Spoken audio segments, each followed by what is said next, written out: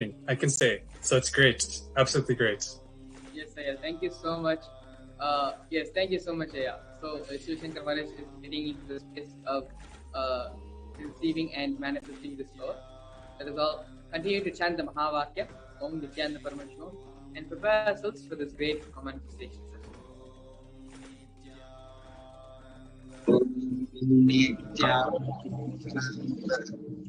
Paramashivoham.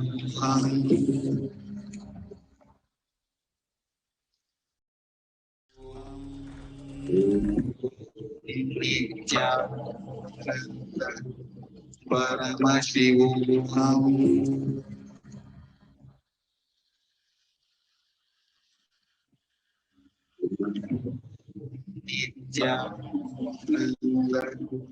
Paramashivoham.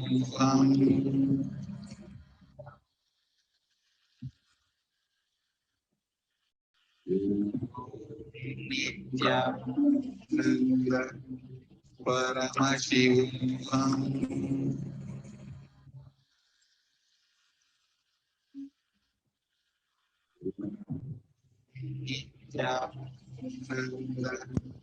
Maharaj, can I go ahead?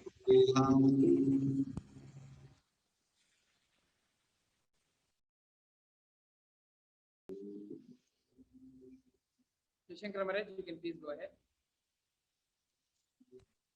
Yes. So for Radoshan, for you, basically this I'm what Swamiji very beautifully said. There's no major issues which is affecting your body right now, but you are thinking there is an issue which is related to your throat.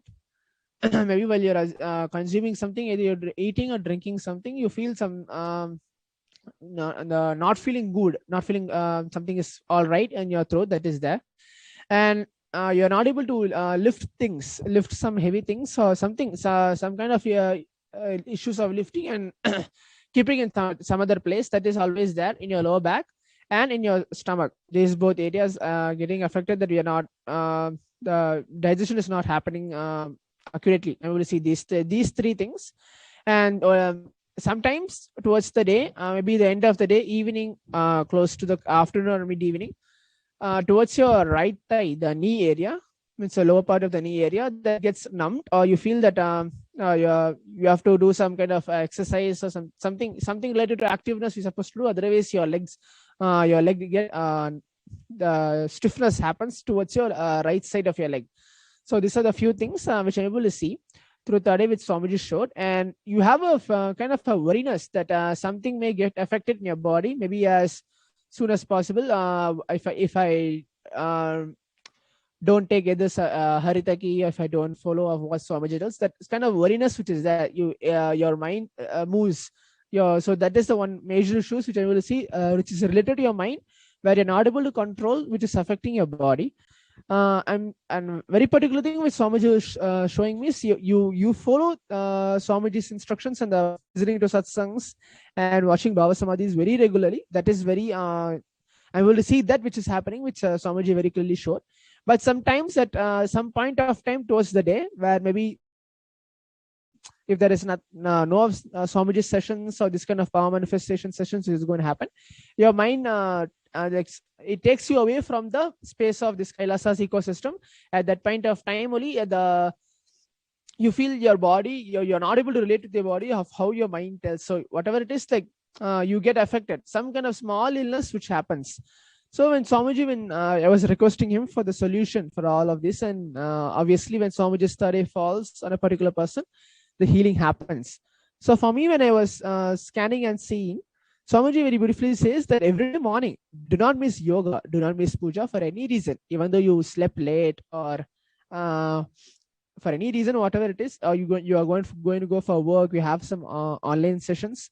Forget all of that and do the yoga and puja every day morning. So do not miss that. These both are very prior for your life, and do this both. And towards the evening, maybe before the sunset happens, do the Trinetra Kumbhaka. I'll just repeat the steps, where you have to inhale from your left nostril as slowly as possible. Then inhale through the right nostril as slowly as possible and hold it. Inhale through both of the nostrils as slowly as possible and hold it. And exhale through your left nostril as slowly as possible. So do this Trinetha Kumbhaka 7 to 11 times. So do this maybe before sunset. Do this process of Trinetha Kumbhaka. You will see the rejuvenation happens. Then you'll see that you'll have a new breathing energy, the new prana of life energy, which happens to you. You always wanted. And we will see Swamiji was telling that you always wanted the new life energy, the prana means to happens inside you, and to you should feel always active towards the day. Some point of time the tiredness comes and you feel low. That comes and goes, and you basically do not want that. You want the stableness of activeness, want to contribute to Sangha, contribute to Swamiji. That is always there in your life, but at some point of time it is not happening.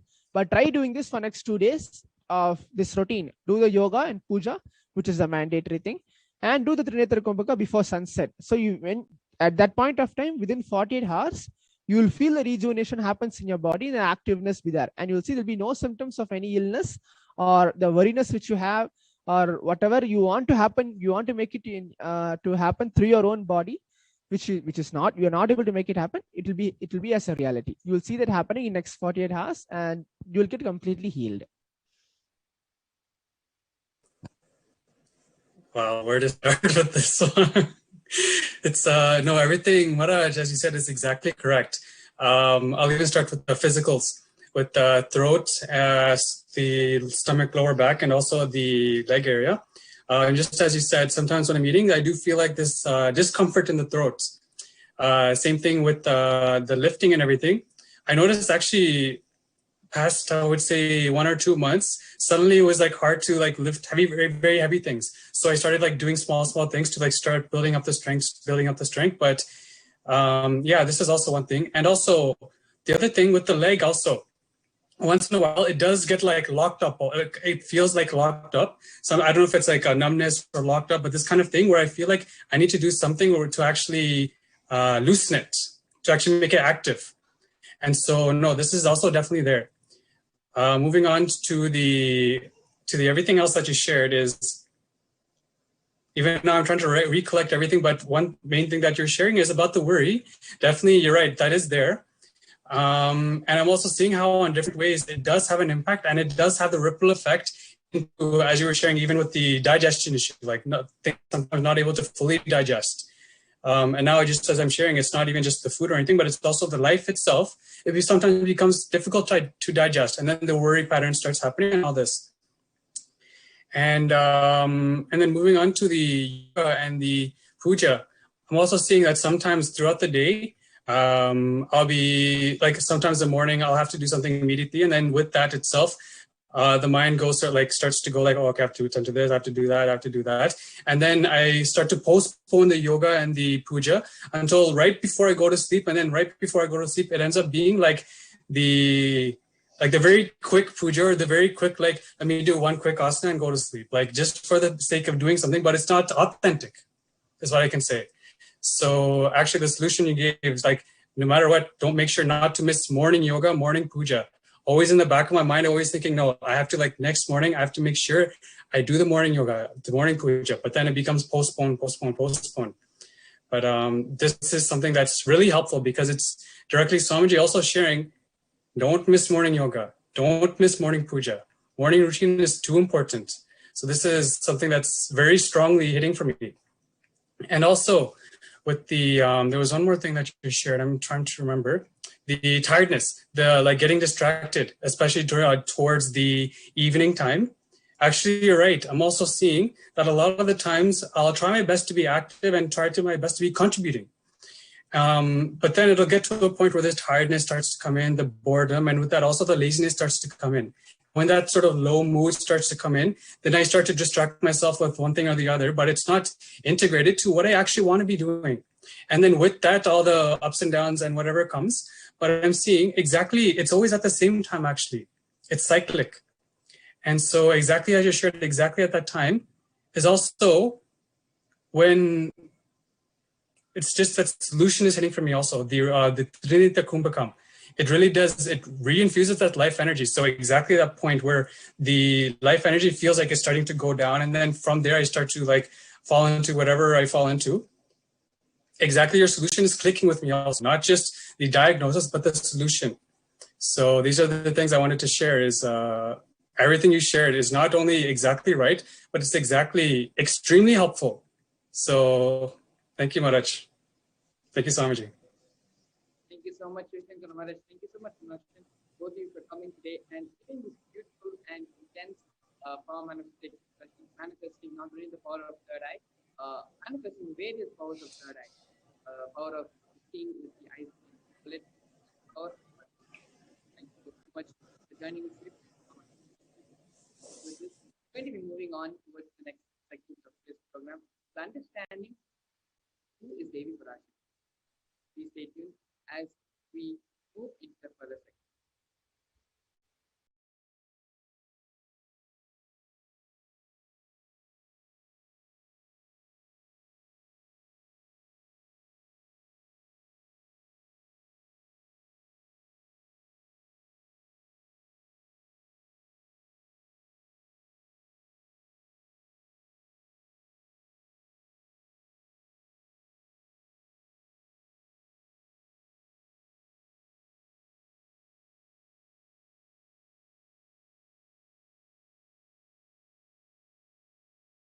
Yes, we're back.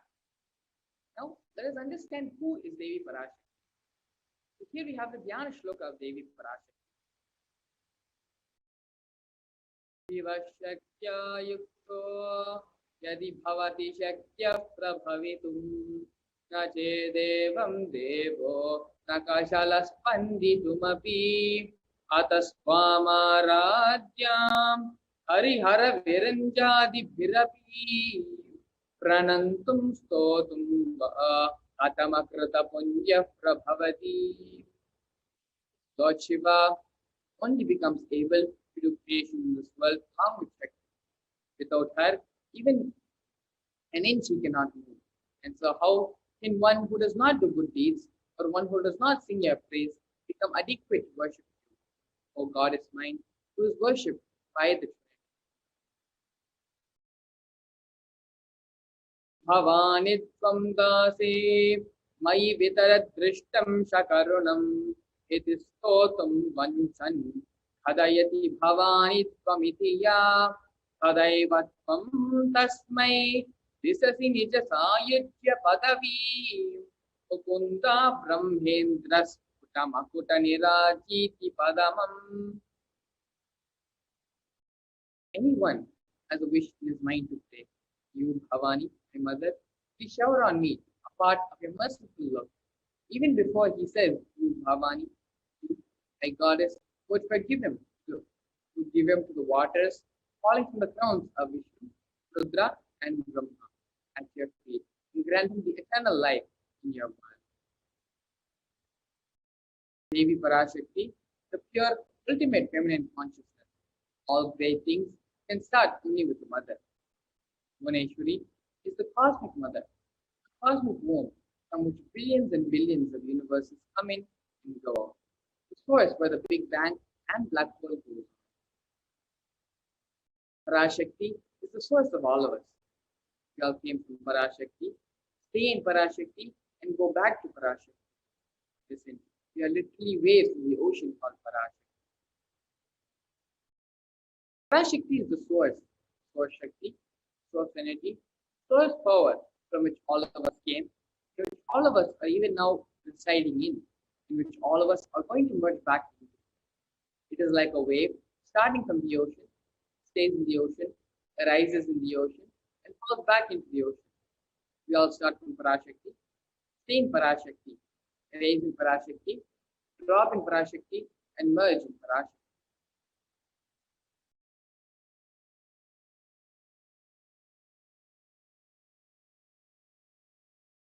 Now that we have understood and gone over what is the divine feminine and how Devi Parashakti is the ultimate and is the fundamental nature of existence, let us now go over the Akashic records. Exactly what are the Akashic records? How can we benefit from the reading of the Akashic records? The Akashic records are records which are created in space. Whatever has happened in time is there as a fire. Nothing can be destroyed. Please understand, none of your actions, thoughts, plans, emotions, words, nothing can be destroyed. The Akashic records, the cosmic archives of everything happening, and will happen. The Akashic records are the verbal, visual, five-dimensional document. Whatever is happening is continuously getting recorded. All the information you collected from all of your births is in your DNA. You can access some of them just to understand, not to waste the time repeating the same actions again and again.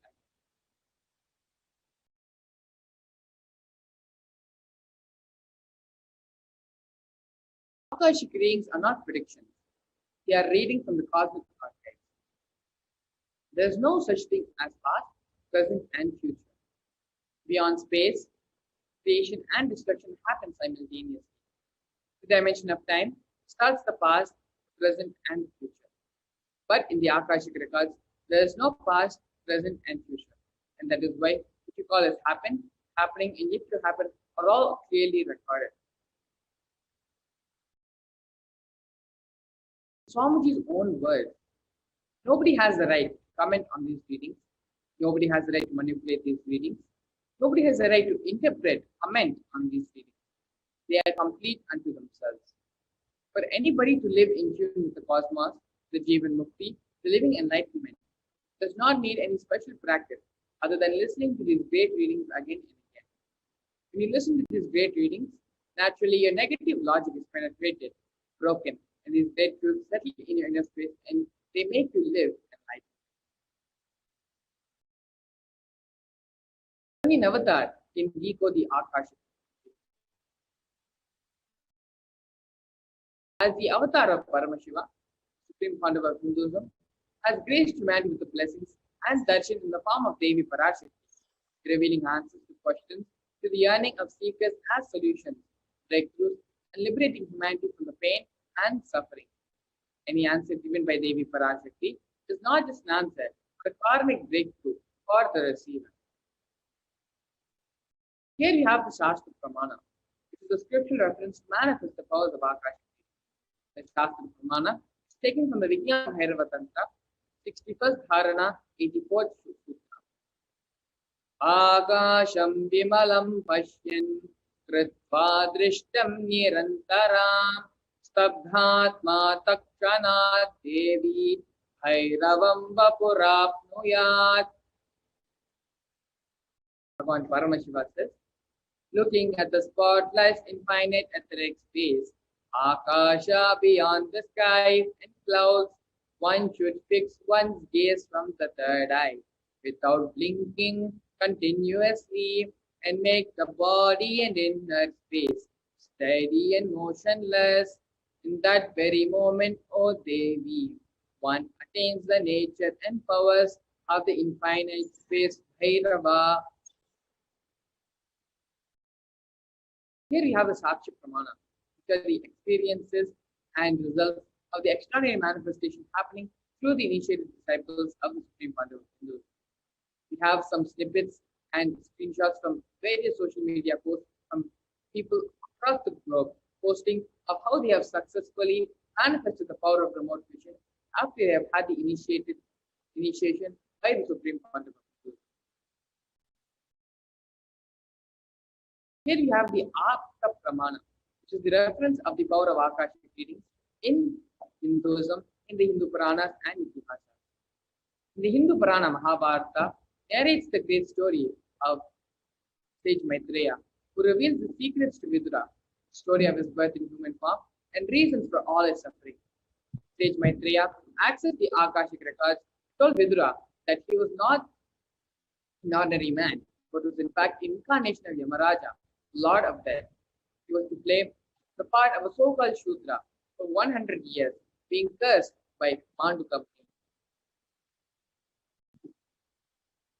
Here we have the Atma Pramana, which is a personal account from the life of the Supreme Founder of Hinduism, where he himself, after time tested, authenticated the science of power manifestation, the science of Akashic reading.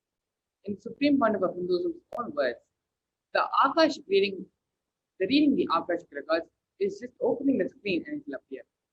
Originally, the Akashic records appeared in Sanskrit, and then it gets translated into English in the process of seer, seeing the scene and cognizing.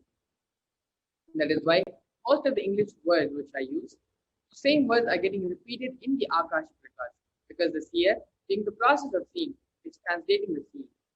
Because the seer is the person who is talking to you regularly in English, uses the same word to cognize and translate the scene during the process of seeing itself.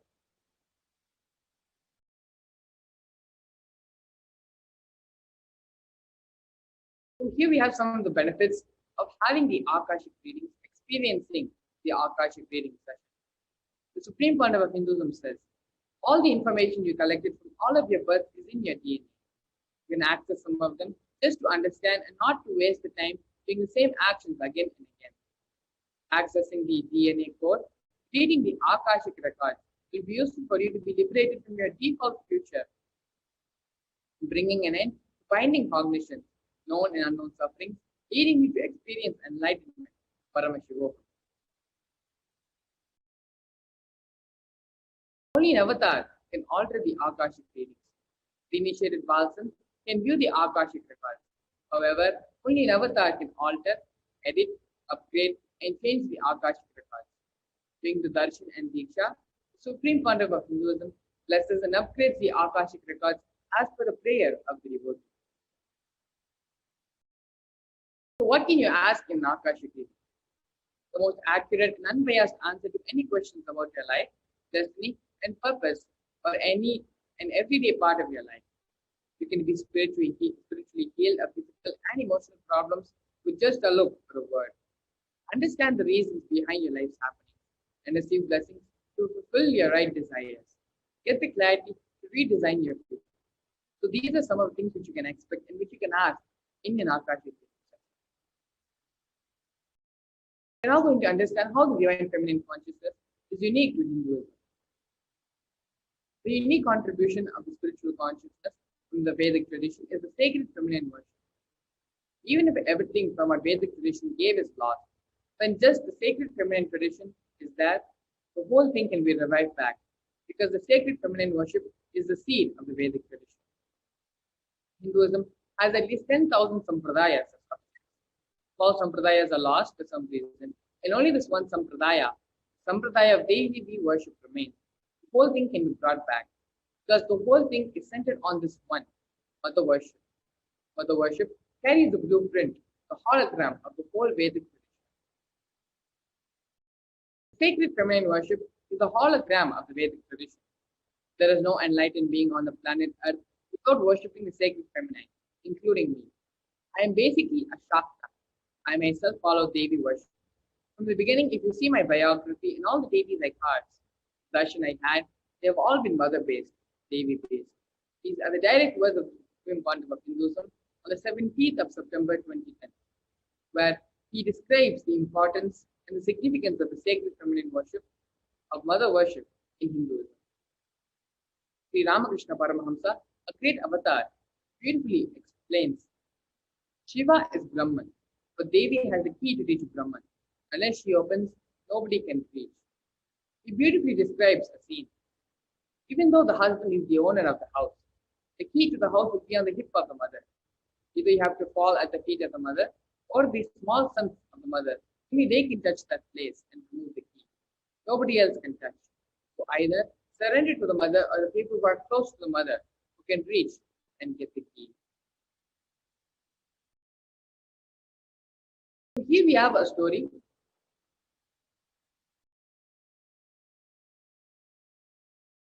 Divine cosmic beings are real, and they manifest from Kailasa, which is the enlightened time-space zone, through deities and through incarnation. In Madurai, Paramashiva as Bhagwan Somasundareshwara and Devi Parashakti as Devi Meenakshi came down from Kailasa and established the greatest enlightenment ecosystem. In Madurai, Bhagwan Somasundareshwara has graced the people of Madurai with various miracles, and he stays in a frequency where he can immediately assume the human body and relate with us, answer us, respond to us, and praise us. Svar Shiva Leelarnavan Madurai, beautifully Paramashiva reveals in every time when he assumes the form, he manifests the certain powers and grace the devotees.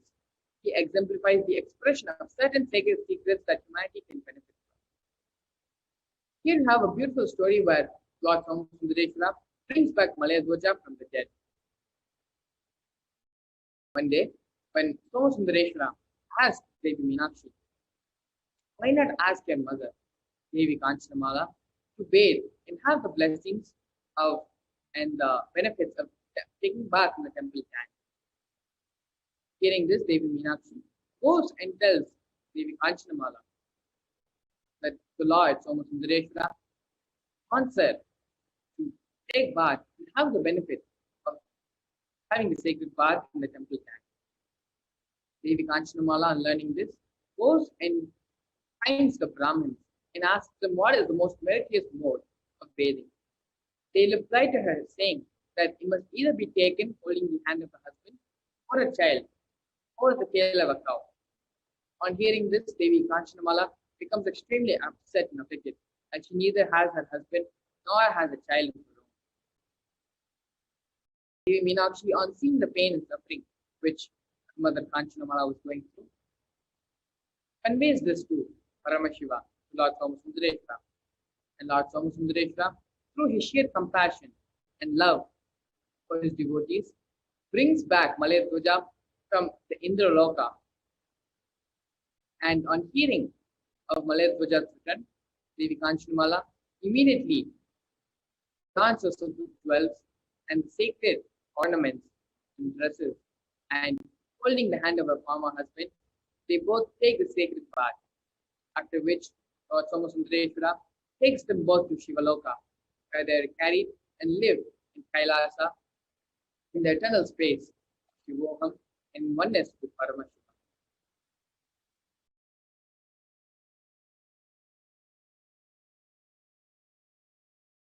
Here is another story from the life of Devi Samanta. In Mylapore, there lived a merchant by the name Shivanesar. He was a staunch Shiva Bhakta. He had all the wealth but no children. In answer to his sincere prayer, Lord Paramashiva blessed him with a female child. They named her Pumpavai. She was extremely beautiful. Shivanesar heard of Jnana Sambanda's greatness and felt that Jnana Sambandha was the only suitable match for his daughter. Mentally, he offered Jnana Sambandha his daughter, Pumpavai. One day, when Pumpavai was gathering flowers in the garden, she was bitten by a very poisonous snake and she died. Shivanesar even announced that he would give any amount of money to anyone who was able to revive her.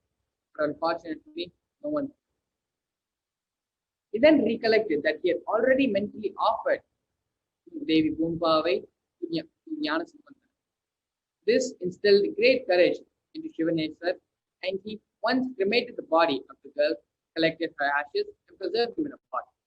Daily, to decorate the pot with flowers and sit near the pot, meditating on Jnana Sambandha.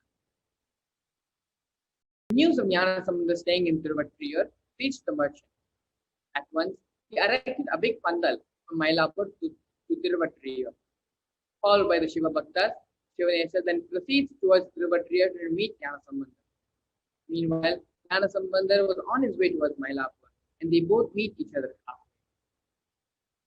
Jnana Sambandha hears about Shivanesar and his worship of the pot which contained the ashes of his daughter. Wanting to help Shivanesar by bringing the girl back to life, they reach Mylapore, and after worshipping Lord Paramashiva, singing hymns and coming out of the temple, Jnana Sambandha asked Shivanesar to go forth to bring back the pot of ashes. Jnana Sambandha then addressing the pot says, O Pumpavai, the very purpose of human birth in this world is to serve the Lord and his devotees, and to feast the eyes by seeing the festivals of Lord Shiva. If this is true, arise in the presence of all. Are you going to go away without seeing the festival? Sambandha began singing a padigam, Lord Shiva, describing the strategy of Pumpavai. As soon as he finished the first stanza, Pumpavai began to assume her form. When he finished 8 stanzas, her life is restored and she becomes a 12-year-old girl. Then, by the ending of the 10th stanza, she comes out of a pot, just like how Mahalakshmi comes out of a lotus flower. All were amazed at this miracle, and Shivanesar and his daughter, Devi Pumpavai, both worshipped the feet of Jnana Sambandha.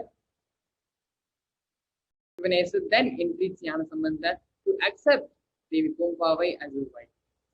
Jnanasambandar, however, explains that the original Pumpavai which Shivaneswar had mentally offered to Jnanasambandar was dead, and that the present girl had the relationship of a daughter to Jnanasambandar. Shivaneswar then bows to the wishes of Jnanasambandar and builds an ashram for his daughter, where she spends the rest of her days in worship of Lord Paramashiva and attaining Shivaloka. Here are the stories where in Paramashiva and Devi Parashakti, when they themselves came down into human form, the Leelas and the experiences and blessings which they have given their devotees, happening so many thousands of years ago. Not only that, even after they left the body, through their bhaktas, through enlightened beings, they continue to make themselves available, continue to grace the whole world and bless and heal, give boons, and manifest the reality of the devotee. These are not stories, these are not happenings which are just mentioned in Itihasas and Puranas. These are history. And they are not things which have happened, they are things which have happened so many thousands of years ago. Supreme founder of Hinduism, being the incarnation, 1008th living incarnation of Paramashiva, is now expressing and manifesting these Shaktis and powers of Paramashiva, and thousands and thousands of disciples, devotees from all across the globe are experiencing the boons, the blessings, and the grace of Paramashiva, like how once Devi Kanchanamala experienced and how Shivaneswar experienced as well. And so without further ado, let me go ahead and invite Sri Sundareswarananda Maharaj, who will be hosting, and along with him, we have a panelist of devotees and disciples all across the globe who are going to be sharing their divine experiences and miracles which have been blessed by Paramashiva, by Parashakti, and with the blessings of the Supreme Founder of Hinduism.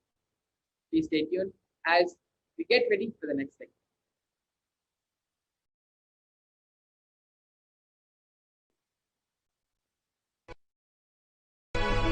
Bhava Samadhi Darshan is a window to the infinite expanse of consciousness, allowing us to glimpse the formless in a way that we can understand.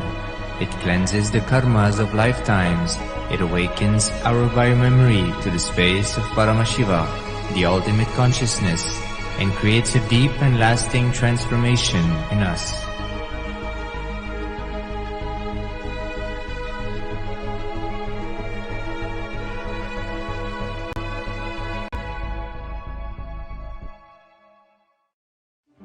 One or two times have Ganapati Darshan, Venkateshwara Bhava Samadhi Darshan, Devi Bhava Samadhi Darshan.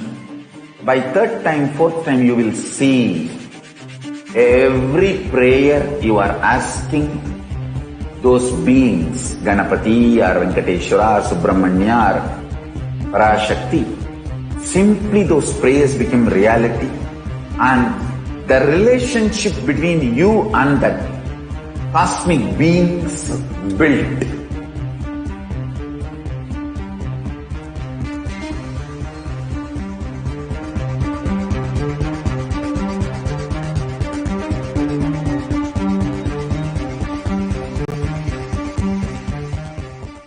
I tell you, each Bhava Samadhi Darshan is a spiritual treat, enjoy. Spiritual feast, enjoy. Don't miss it.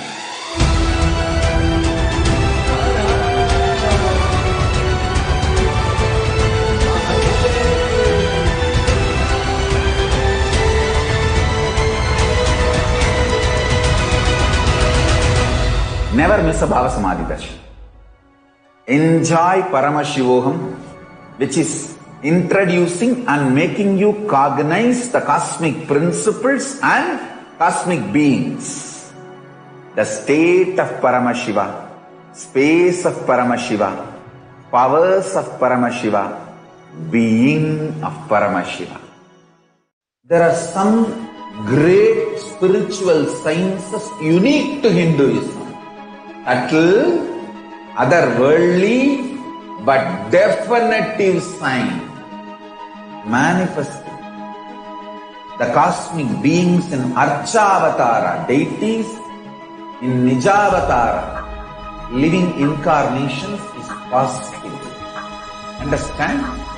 Kriya Pada of Vedas and Agamas elaborately explain the whole science of making the cosmic beings manifest in Archavatara, deities, and Nijavatara, living incarnations, both. During the Bhava Samadhi Darshan, literally those cosmic beings manifest through this body. Just like how they manifest in Archavatara, deity, they manifest in Nijavatara, Pratyakshavatara, and give you all the boons you ask, bless you. See, each God is a... Yes. Thank you very much, Mangala Maharaj, for sharing the beautiful insights on how Paramashiva himself manifested on the planet Earth and time and again has blessed and has incarnated just to help grace the devotees and disciples of himself. Like how Mangala Maharaj had shared, till date, Paramashiva continues to manifest again and again as incarnation, helping every one of us reach that very space of Paramashiva. Today, we have various different people who are joining us on this panel who have received the grace and the blessings of our beloved Swamiji, experiencing the cosmic feminine consciousness, blessed and graced by Devi Parashakti herself during the Parashakti Akashik readings that we are all about to witness in a few hours from now. So now, let us listen from them about their experience and miracles in their life after meeting with the Supreme Pontiff of Hinduism, our beloved Swamiji, and how they are able to experience Devi Parashakti in their life. It will also bring us into a deeper insight as to how we can prepare ourselves to receive the answers and receive the prayers, the blessings for all our prayers that we all carry in our hearts. So joining us today, we have Srinitya Dhridananda, and I'd like Srinitya Dhridananda to introduce yourself and join us for the panel. First, I would like to thank you for joining in. Nithyananda Maharaj, thank you for having me. Excited to be here and feel blessed to have this opportunity to share. Wonderful. Yes, so Dhridananda, for all of our viewers, if you can actually give you a bit of introduction as to who you were, what you were doing, and with respect to how your journey with Swamiji began, how it went on, some of the best moments with Swamiji, and of course, the Akashic reading by Devi Parashakti herself that you received, and how you're able to experience life after that. Please go ahead, take this time and share it. Yes, so Nithyanandam, everybody that is watching here today. For those of you who do not know me, my legal name was Jordan Kremer, and I grew up in Canada playing hockey and fell in love with that sport, was fortunate enough to get a scholarship and eventually turn pro and play hockey professionally. And I came across Swamiji in about beginning of 2013, and just through YouTube, and he rocked my world right away. I was all the way up in Alaska at the time, and he did a guided meditation. It was like he was in my inner space. I had this incredible experience just through this YouTube video. And so for me, as soon as I heard about Inner Awakening, his 21-day program, I jumped and went over there as soon as the season was over. And, that was really the beginning of a long journey with him. And I'm fortunate enough to say that I have lived with him in Adi Kailasa, being at Adina Vasi. I decided to hang up the skates, so to speak, and retire from hockey and go to India and live there. And I was there for about 3 years in total. And it was an incredible time. I was fortunate enough to be ordained Nityananda Yoga Acharya and be trained directly by him And today I'm back in Kailasa, Los Angeles. I live about 2 blocks away from the Nithyananda Hindu temple here, Kailasa, LA, and I'm fortunate enough to be being trained as a pujari here now, and it's just filled with so many blessings. You said, maybe share a few things. With Swamiji, it's like I wouldn't even know where to begin and how he's blessed my life and the various experiences. I just feel so blessed to have him as my guru and for him to know me by name. And of course, yes, he answered my question the other day. And just to hear him say your name, to respond to you, is like your being just lights up inside, even if you don't know what he's saying initially. So I had a blissful experience then during the Akashic reading. Yes, so beautifully you were sharing with every one of us how, with respect to Swamiji, it is very difficult to put across in words any one experience that we love the most, because every single moment that we live with Swamiji, every single moment that we are with him, it is literally a very, very powerful experience, and there's nothing which we can actually categorize sharing that this is higher and that is maybe a little lower, that kind of a thing, because it's really very difficult.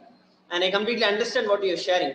And just like how you shared, right? So you recently had asked your question to Devi Parashakti, and the moment Devi Parashakti took your name, it is such a powerful experience that whether you understand, because I know that especially, of course, you'd have learned a bit of Tamil here and there as you were in Adi Kailash for quite some time. So, but of course, even the people who know Tamil do not understand the language that Devi Parashakti actually verbalizes, because as Swamiji shared, it is not Tamil that Devi Parashakti uses, but it is Tamili, which is the origin of Tamil and Sanskrit.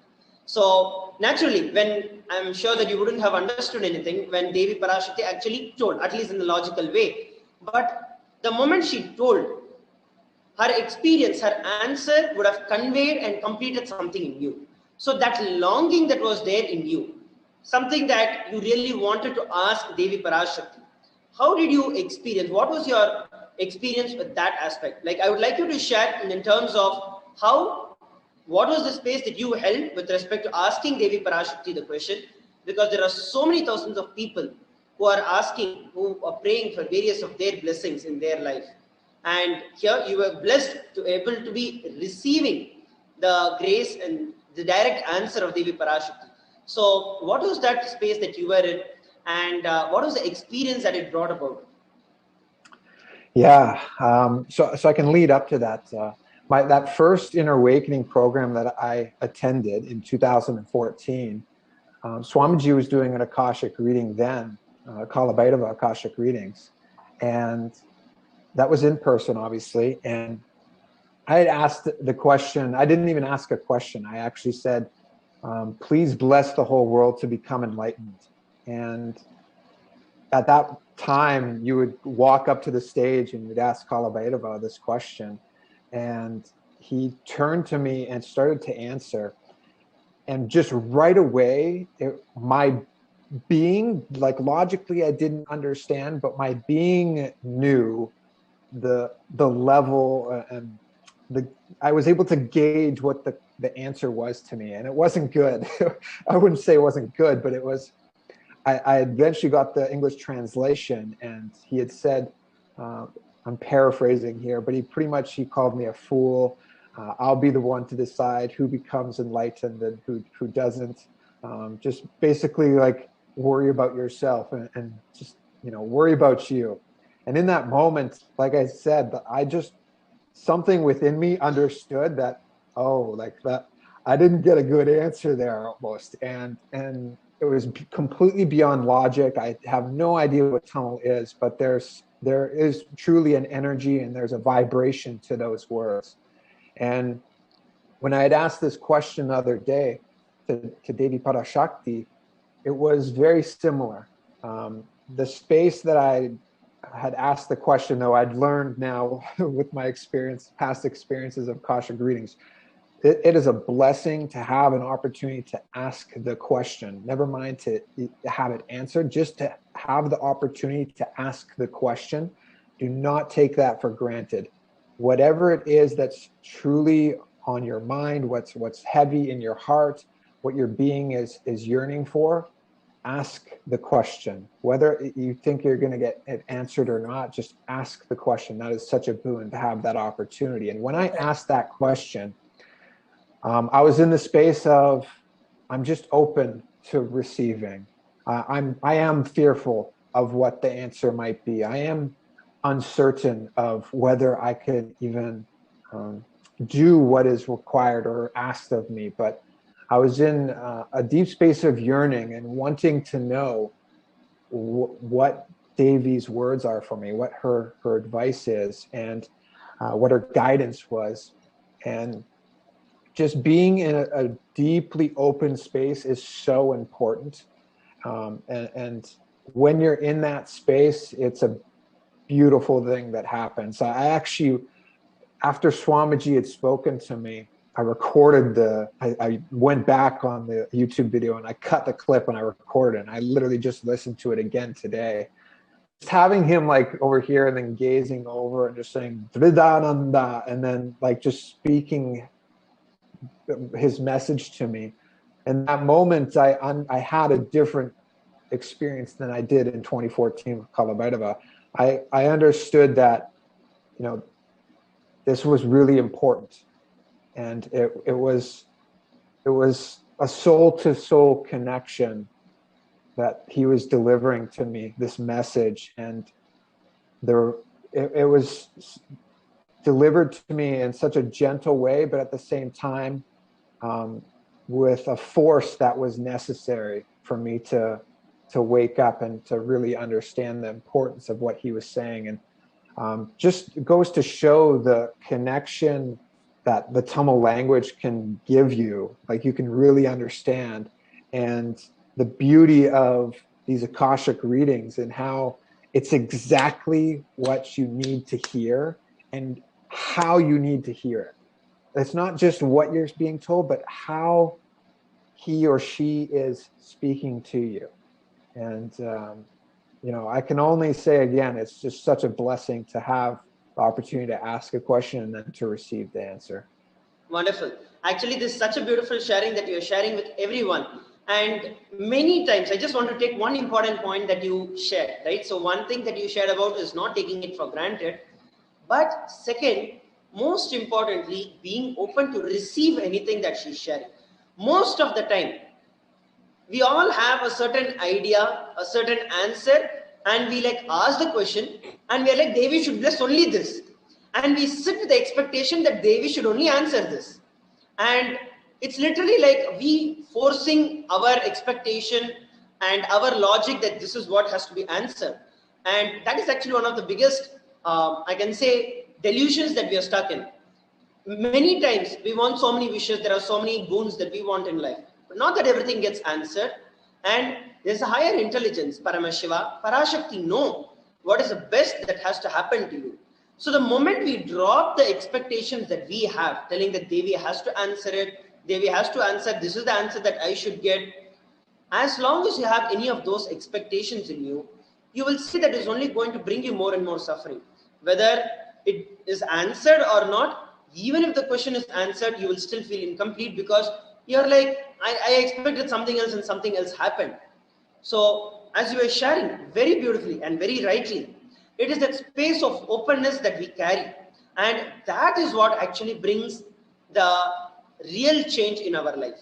Most of the people, the moment we think of a miracle, it is like, oh, Vibhuti has appeared, Kumkum has appeared. Yes, they are also miracles.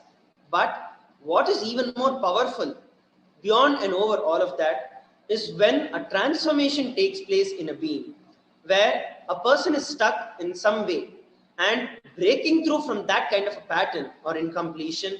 And actually, just like how when a butterfly lava, it actually a caterpillar becomes a cocoon. And at the time when the cocoon has to break, it has to tear open and come out. It cannot be soft sitting inside telling that, oh, let it rupture and then I'll come out. No, that cannot be it. But that force that it uses to come out, even though it might be initially difficult, but the real miracle is that the caterpillar breaks free and becomes a butterfly. That's the same thing in each and every one of our life. When we actually experience a transformation from all our limitations, that's a real miracle that every one of us experience in our life. And very, very powerfully and very beautifully, how we can experience this in our life, especially through the blessings of Devi Parashakti. At this moment in time, where the entire world, we are all suffering with the COVID pandemic. As we have all been seeing, it is affecting the world at multiple layers, mentally, physically, psychologically. In so many different ways and levels, the COVID is affecting. But Swamiji is constantly holding every one of us, literally like a bubble where the COVID cannot enter in at all. And continuously protecting us in all levels, physical, psychological, mental, in every level. Swamiji is continuously hand-holding us. And one thing, as you shared, the most important thing that we can actually take away from what you're sharing is that having that openness, dropping the expectations, and trying to force the answers that we want to have, rather letting Devi Parashakti herself answer the questions. And that is when you will understand that, hey, whatever she's answering to my being. She's answering so that I break out of the cocoon that I've built and express and experience life around. As soon as she blesses, it is like she has given you the power to do it. All that we have to do next is just take the step and action towards it. And you will see that it is only the fear that is holding you back. Yes, from the time you were a caterpillar, get into a womb, it was a difficult time. It was a bit scary from seeing life outside, colorful life everywhere, being able to move around any plant that you want, to actually get yourself into a womb and completely close yourself from the society, get yourself off the entire grid, and actually trusting the master that that is something going to be more powerful is a step, but that is not it. When you have to take the step to move beyond, that is when Devi Parashakti blesses. Every one of us in our life have experienced this transformation in our life, where we have surely broken out of various different conditionings, patterns that we have, that the society has imposed on us. But that is not it. The cosmic mother, Devi Parashakti, always as she's working towards the ultimate experience that we can have, when she is nudging, especially when it is a ferocious answer that Devi Parashakti is giving, it is just so that you take the decision to break free from only the mental restrictions that is holding you back. After that, all that you really have to do is to take that courage that, yes, all this while I have seen a beautiful transformation that has happened in me.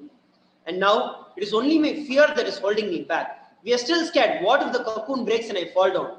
But you need to understand that you're not going to fall, you're going to fly. And that is what Devi Parashakti has blessed with. And when the caterpillar is having a little difficulty understanding that, that is when she uses the ferociousness and gives a nudge telling that, move, it is time for you to fly. And we all experience it. So as you beautifully shared, Trida, I'm sure that that is that push that Devi Parashakti is giving you. Every time when we receive a ferocious answer, it is so that we, whatever the incompletions, fears, or whatever that is stopping us, just by her look, she burns it away. And all that you have to do is just hold on to her feet and enter into the field. And you will see that you take off. And I'm sure that this sharing that you shared with every one of us helps every one of the participants who are viewing and yourself as well. And is there anything else that you'd like to share with all our viewers across? Yeah, the power of darshan. As you were speaking before, I remembered maybe one of my favorite experiences with Swamiji when I was living in the Adi Kailasha, in the Adinam, and it was during a program, and we were about to do a yoga session with Swamiji on stage, and this was all the participants were in the main hall, sitting down, waiting for Swamiji to come. Curtain closed. I was behind the curtain, and we were waiting for Swamiji to come, and he entered in. Again, curtain closed. So this was just me and a couple other people are there with him. and he was about to sit down on his simhasan, and he was standing there, and then he just took a quick look over at me with this like just radiating such bliss. And he looked over at me, and as soon as he made eye contact, it was just like this euphoric kundalini shot up, and I was just overwhelmed, like sitting there like this, like I couldn't control myself. I was laughing so much, and he was 30 feet away from me or something like that, and he just turned and looked at me. And in that moment when he looked, it was like a darshan that I have never experienced. And I've had like countless physical darshans from him where he's touching or hugging me, but the look in that moment that he gave me was so powerful, so strong. And he still has that ability for anybody in the entire world. He just needs to see you. He just needs to look at you. So another thing I would say is, if you ever have an opportunity to be in a two-way session with him during these Akashic readings, which I know that they're open up to Kailasa citizens, sign up, get your passport, be on two-way, and have his darshan by him looking at you. It is so incredible, especially if you've never had that experience. That's where it all begins. Is just having his eyes fall on you is such a blessing. It's only something that you can experience. Like, I could talk about it all day, but I can't express enough how great it is to have that opportunity. So I would say maybe that would be my final thing to share. Yes, wonderful. So thank you very much for coming up on the panel. And that's a very, very important point that you mentioned. And of course, Swamiji, out of his compassion, is offering it completely free of cost. The e-passport to Sri Kailasa is completely, absolutely free for any person from any part of the world. You can just sign up to become an e-Kailasa. You can visit kailasa.org, and you'll be able to acquire your free e-passport, and you can receive the direct Nayana Diksha, which is the direct darshan of Swamiji, where Swamiji, not only you have the darshan of Swamiji, but Swamiji is physically able to see you. And as he's sharing, there's nothing that can be compared to the darshan where we seeing itself is one level. Just imagine when he looks at you when you're looking at him. That's the ultimate that you can ever have. And so thank you once again, Drida, for joining us on the panel and sharing your experience with every one of us as to how you are able to experience Devi Parashakti in your life and your experiences with Swamiji. Thank you very much for joining the panel. Thank you, Marash. Nityananda.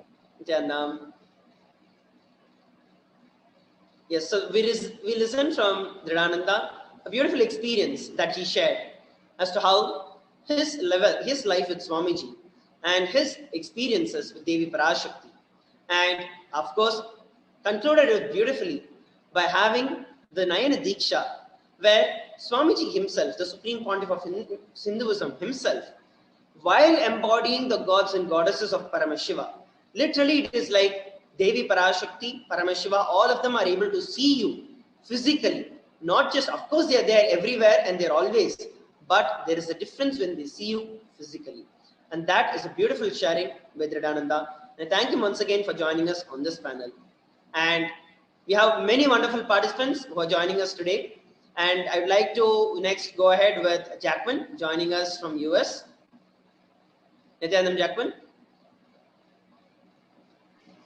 Nityananda Maharaj. Great. So Jackman, could you introduce yourself to all our viewers and participants all across?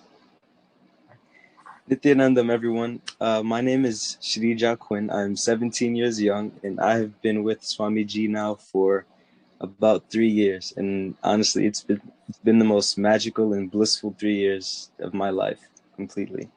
Wonderful. So Jaquin, could you give a little more intro as to what you were doing a few years ago and how your life has changed after meeting Swamiji? Before I joined Swamiji, before I aligned with Swamiji, I was in the Christianity faith, and we believed in no shots, no TV, eating meat was fine, eating anything was fine.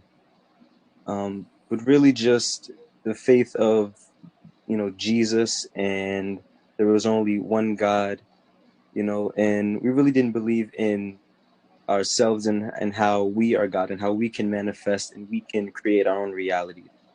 So with Swamiji, after aligning with Swamiji, that really empowered me and allowed me to realize that I can control my future. I can manifest whatever I desire. I can influence and help other people and not be powerless. I can have and realize my incompletions and complete and unclutch and just allow me to live a blissful and sincerely better life.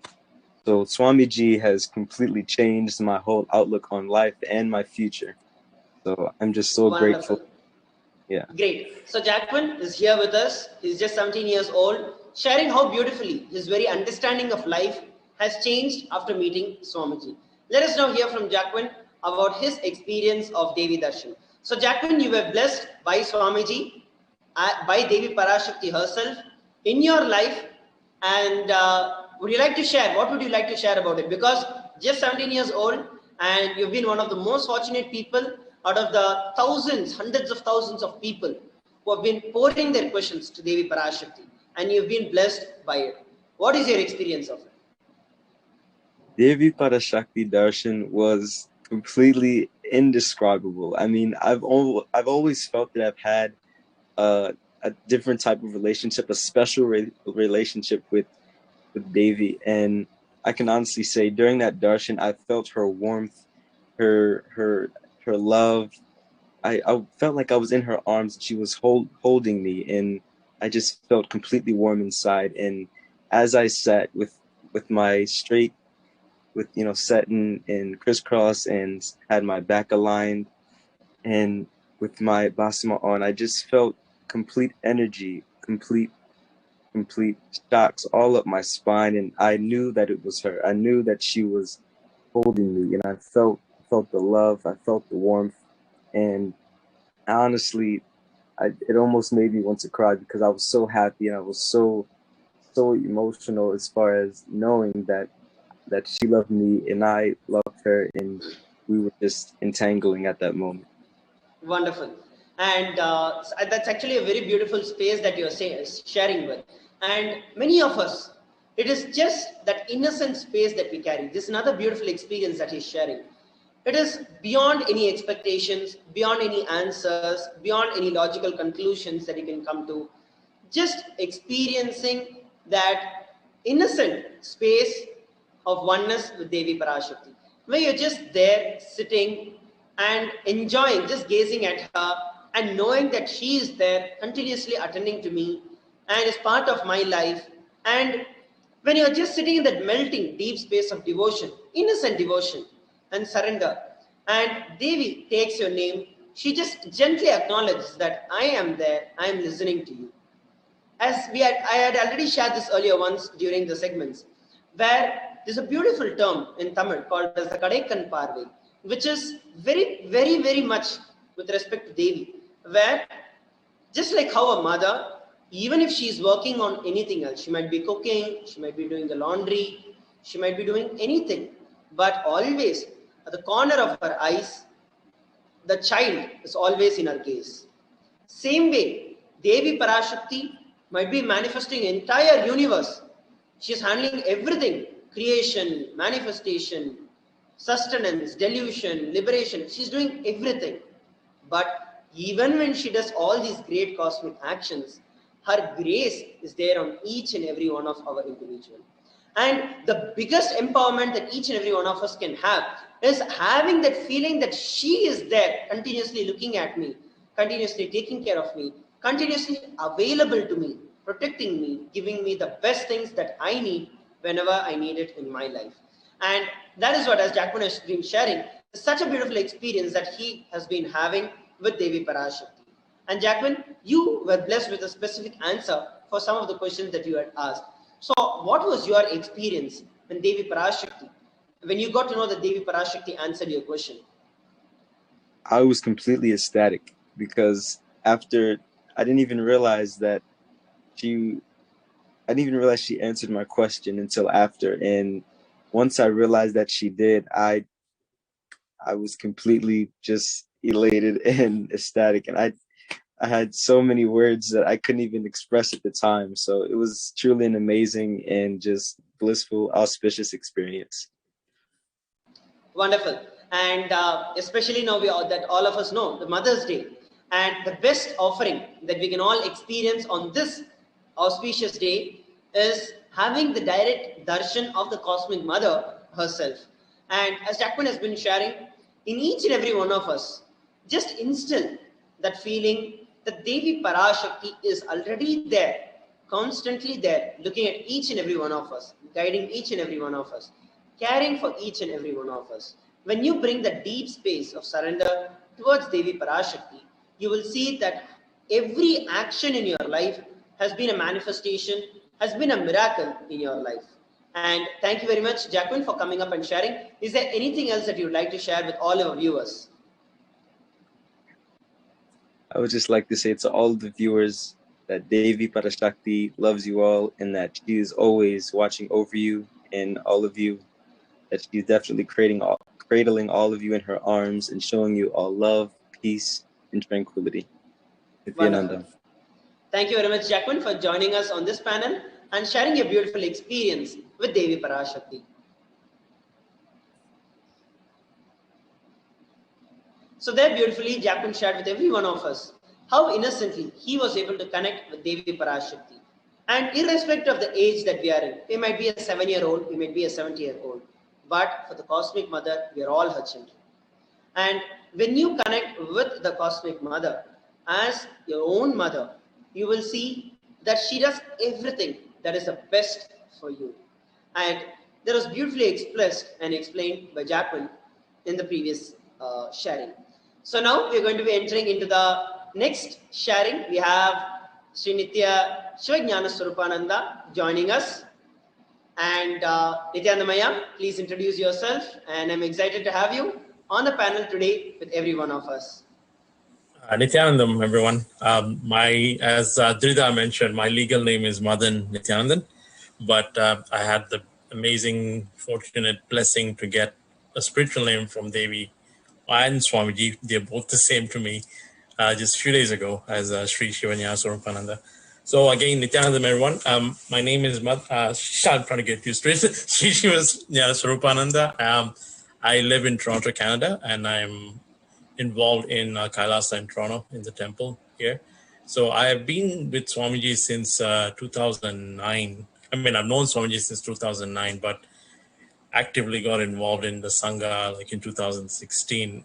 And it's interestingly, I mean, my foundation for Hinduism started with Satya Sai Baba when I was young in 1996. But it's interesting that I've had that foundation, but never had a chance to see him in physical form. And I know we do have this reading called the Khandam, the Ole, the reading on the leaf, where it says that I will be meeting my actual guru in this birth, and he will be in close age to me with long hair and everything.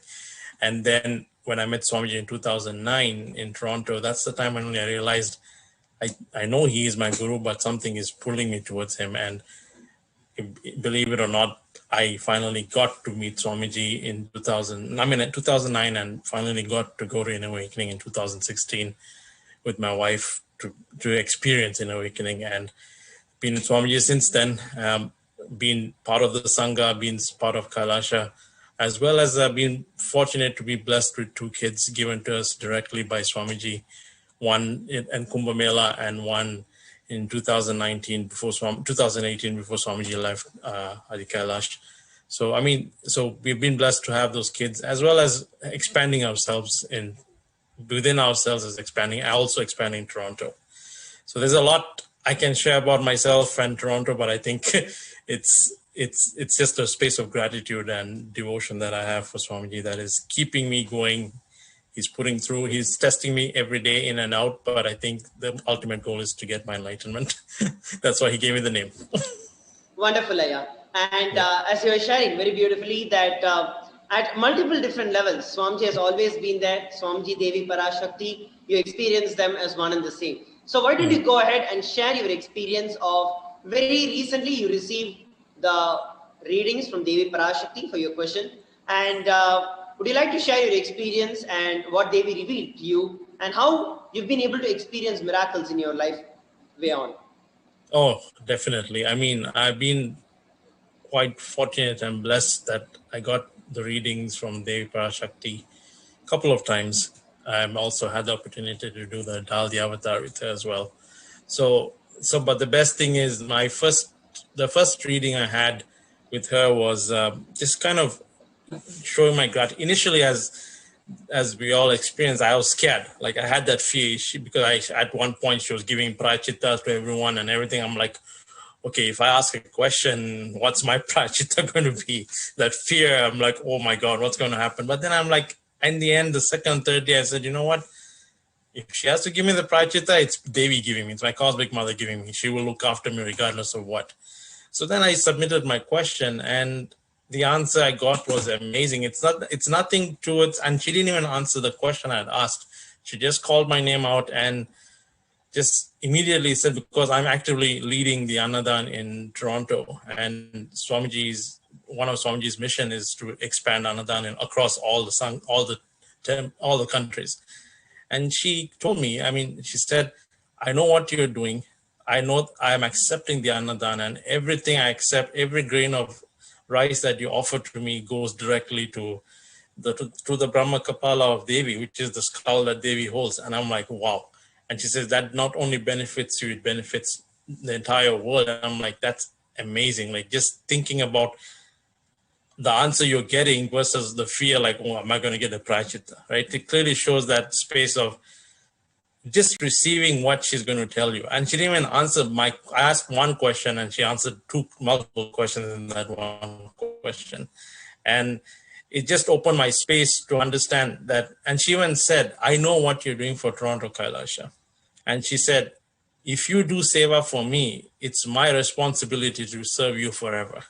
It's just that deep surrender, right? It's like Swamiji even says, like, as everyone says, you do my work, I do your work. And when you have that click, and that's why I initially used to ask Swamiji, I need SJP, I need this, but it's still, yes, we all want to contribute to Swamiji's mission and Kailasa and everything. But when you have that click that you do my work, I will look after you forever, is the click I took from all these Akashic readings that we have had with Devi. And even the fact that she blessed, my daughter was blessed, and this is a very, very touching thing for me, is like Swamiji blessed my daughter in the Garbha Mandir in Bidadi. We had asked for a child, and it was when I did Pada Puja for her in 2018. In the Garbha Mandir, he blessed us to have a child. And so when my daughter was born, she was born with and tested for having permanent hearing loss, which she can't. But something in me, with the help of people from the Sangha, that I knew that this is something that this is happening for a reason, to show the world who Swamiji is from a medical perspective. It's not, you don't need allopathy to get cured. If you have Swamiji in your life, the third eye is what you need to get to be activated to see things. And the doctors would always push her to put on hearing aids, and we're like, no, it's not needed. I know she's listening through her third eye because she was initiated by Swamiji. And believe it or not, during the Akashic reading we had like a few days ago, Swamiji, I told Devi that we have, your daughter is this, the doctors are telling her to put hearing aids and all that. And she said, no, I'm taking care of this Shakti right now. She's going to be hearing. And to shorten the whole thing is like, my daughter was sitting downstairs and she was busy doing her stuff, not hearing what's happening upstairs during the session, the DTA. During the darshan, she said, call your daughter here. And she said, bring my daughter here. And my daughter just all of a sudden climbed up the stairs and heard Devi's command and just came and stood right in front of Swamiji. Wow. And she immediately initiated her and my son into Mantra Diksha, Shiva Diksha, and every single Diksha out there, and said, I am now living in you. And today, when being Mother's Day is every day. When I woke up, I touched my daughter's feet because Swamiji said he has initiated, Devi has said, I've initiated me into you. I'm like, that's Devi for me. So I just touched my daughter's feet and wished her happy Mother's Day. Just clearly shows, I just wanted to say that one thing I wanted to say is everyone that is submitting the questions and feel that she's not responding to you, she is responding to you.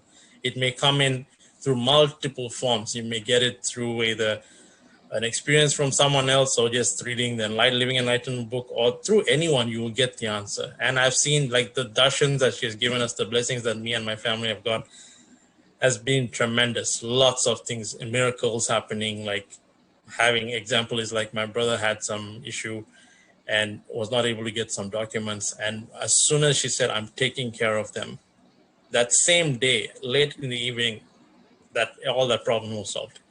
So it clearly shows that she's looking after everyone, given the fact that she has to look after the world, the cosmos. She knows she's taking care of all her children. And there's more to share. I can keep going and going, but I know there's other sharings to happen. But I just want to show my gratitude to Swamiji and Devi and the Sangha for helping me reach my goal and getting to my goal. Wonderful, Ayya. That is such a beautiful experience that you shared. And it was actually such a touching experience that you actually shared with respect to how when Devi Parashakti herself is there, and that belief and that powerfulness. See, it's not that you did not have the ups and downs. You did go through the ups and downs. You had the confusions. You had like, what if Devi gives me some prashta? You had all of it. But at the end, your relationship with Devi as she is my mother. End of the day, if she is going to tell it, it's going to be for my good. Ultimately, that is the best thing that could ever come to me. And listening it directly from Devi Parashakti herself, who else is even going to have the fortune of asking anything that way? Or even, it's a blessing to even ask or even get an opportunity to ask something like that. And when you sat with that open space to receive whatever Devi Parashakti is sharing, you receive the best in your life. And just like how you shared, when we do her work, she does our work. It is such a powerful message that you convey to all of us, where she practically demonstrated it, like just as a witness to every one of the people in the world. When she called out the daughter's name, immediately her daughter just walked in and came there. Given that we think that she cannot hear physically, but she is continuously being protected by Devi Parashakti herself. So that was such a powerful sharing. Is there anything else with respect to when you shared, right? When we do her work, when we do Swamiji's work, Swamiji always is taking care of us. Is there any other example that you would like to share where you really felt, wow, I just did what you told and then you took care of everything else that I needed? I mean, there's a lot I can say, and it's just that it's just, I would say people still think, I would say just understand what he's saying. Example, I'm just trying to say, when Swamiji has been talking about this whole pralaya and how he was telling us about practicing all the panchakriyas, and now India is suffering with oxygen and all that. But I keep telling my wife, this is why Swamiji is telling us to take high-tech. It increases your oxygen level by 300%. Maybe you should ask people in India to look for it. But now I'm pretty sure high-tech is something that is a commodity that's not going to be easily found now in India. But I think all I can say is just show gratitude. I mean, do things with no expectation and know that Swamiji is always protecting you. That's all I do. Like everything in my life is, I know he's there for me.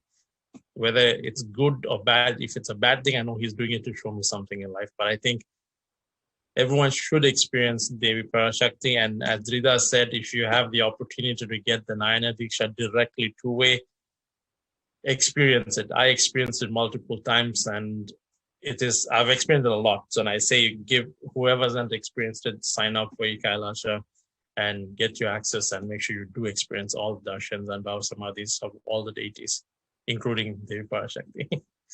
Wonderful.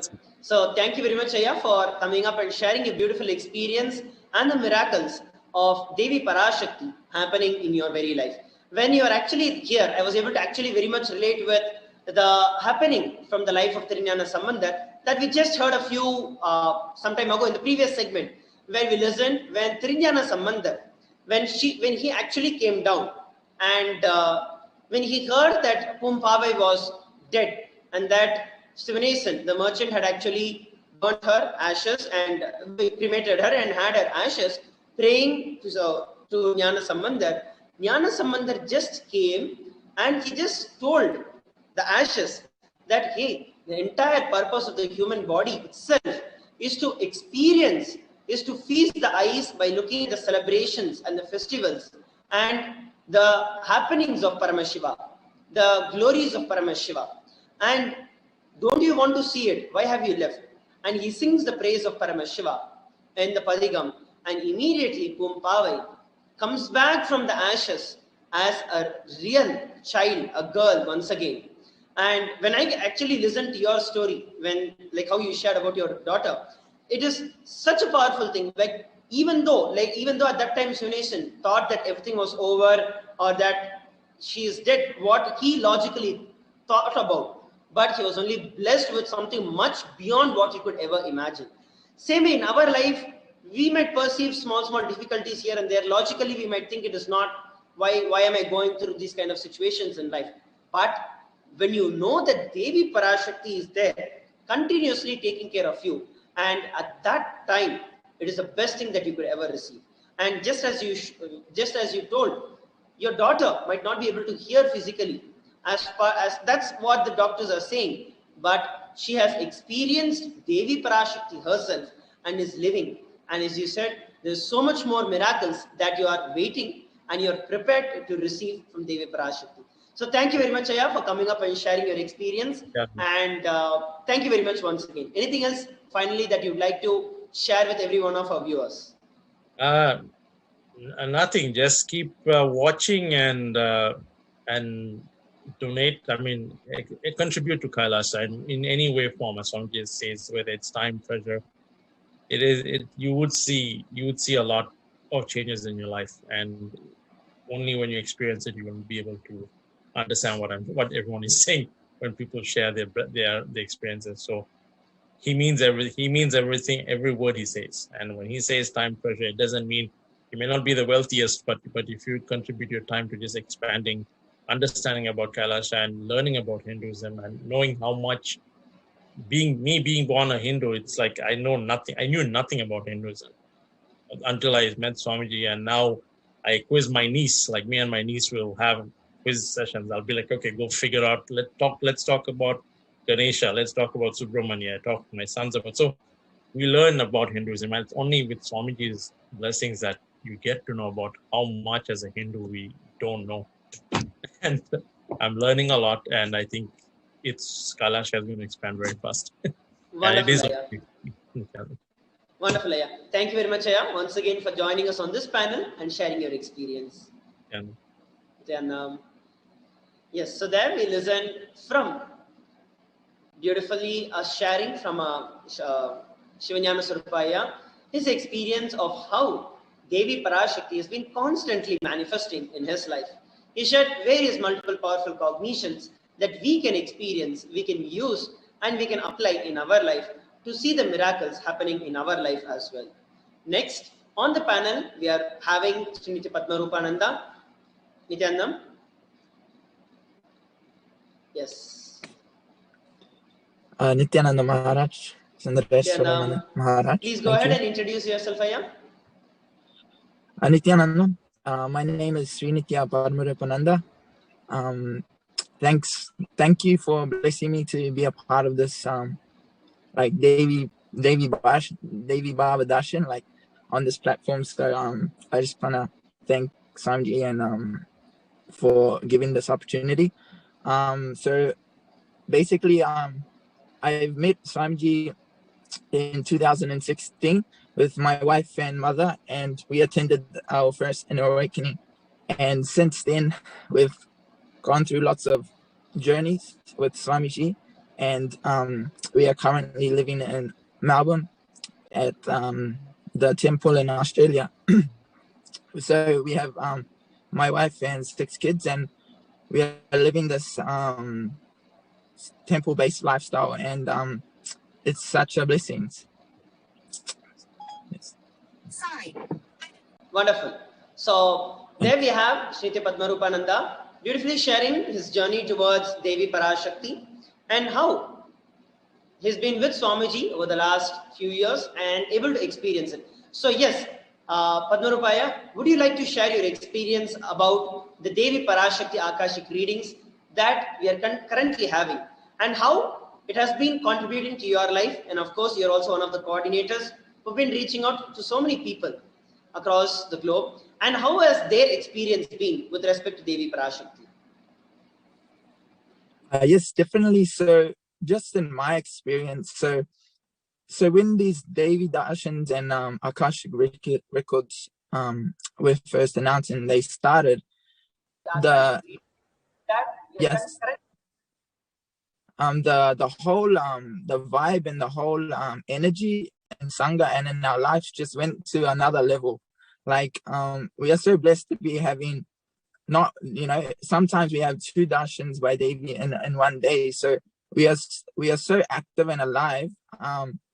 And I'm not just seeing it just in our life, I'm seeing it just in Sangha all around the world. Just the liveliness and the energy is just so much. And for me personally, when I was watching the because I can't understand, but even I'm talking to other Sangha members, even people who she is not speaking Tamil, but even Tamil speakers, they have said that they can't fully understand what she's saying because Devi's saying in such a deep way.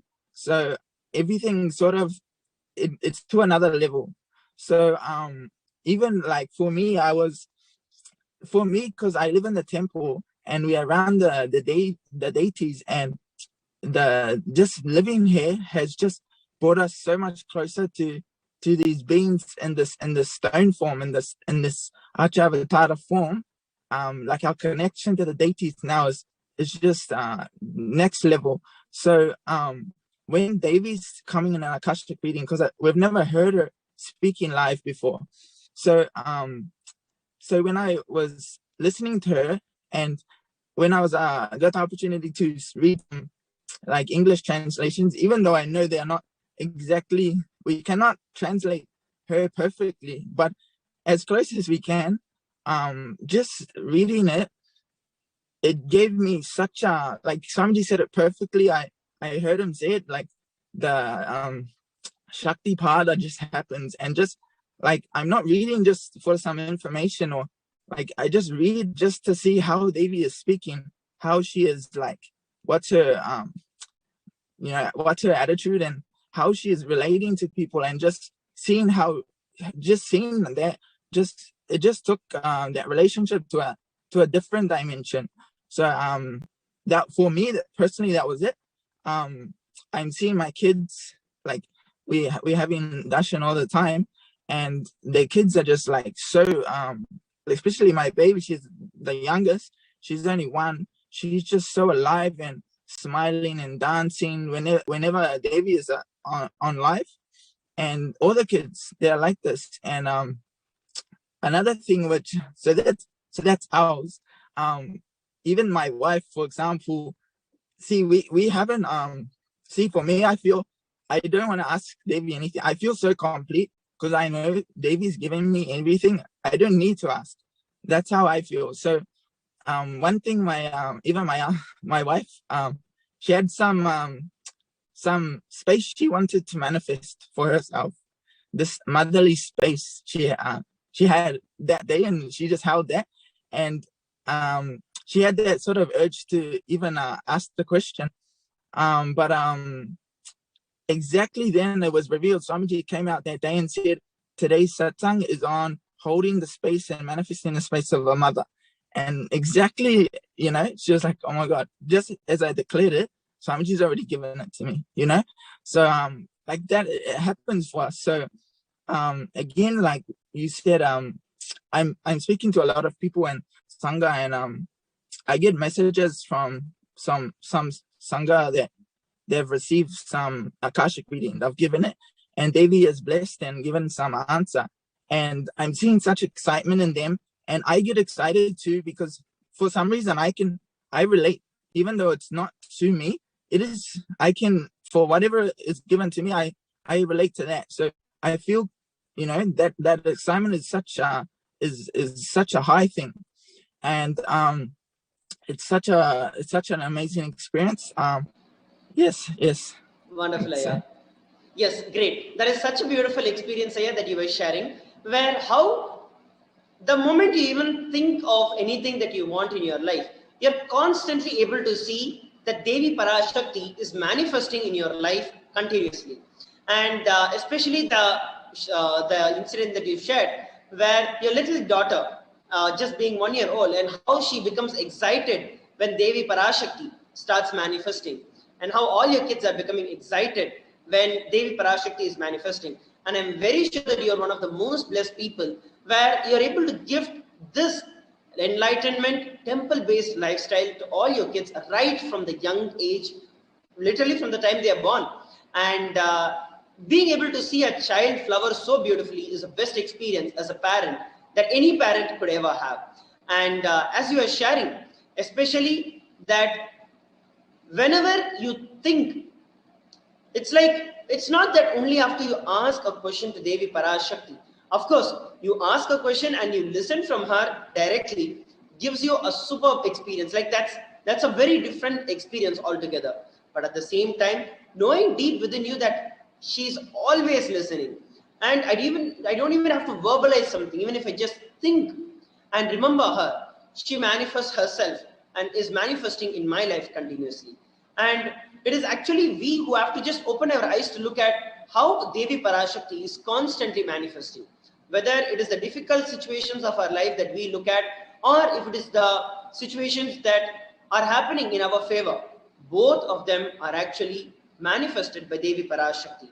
And that is a beautiful experience that you were sharing, Aya. And as you were telling, you might not know the language that Devi Parashakti is answering, but beyond the language, there is something that gets connected, that pulls you towards Devi Parashakti. And this excitement is not just any kind of excitement that we would feel, but this is something way beyond the normal excitement that we can experience. As you rightly used the word, Shakti Pada. And it is something that is beyond what words can describe. And it is something that really has to be experienced, that every one of us have to experience.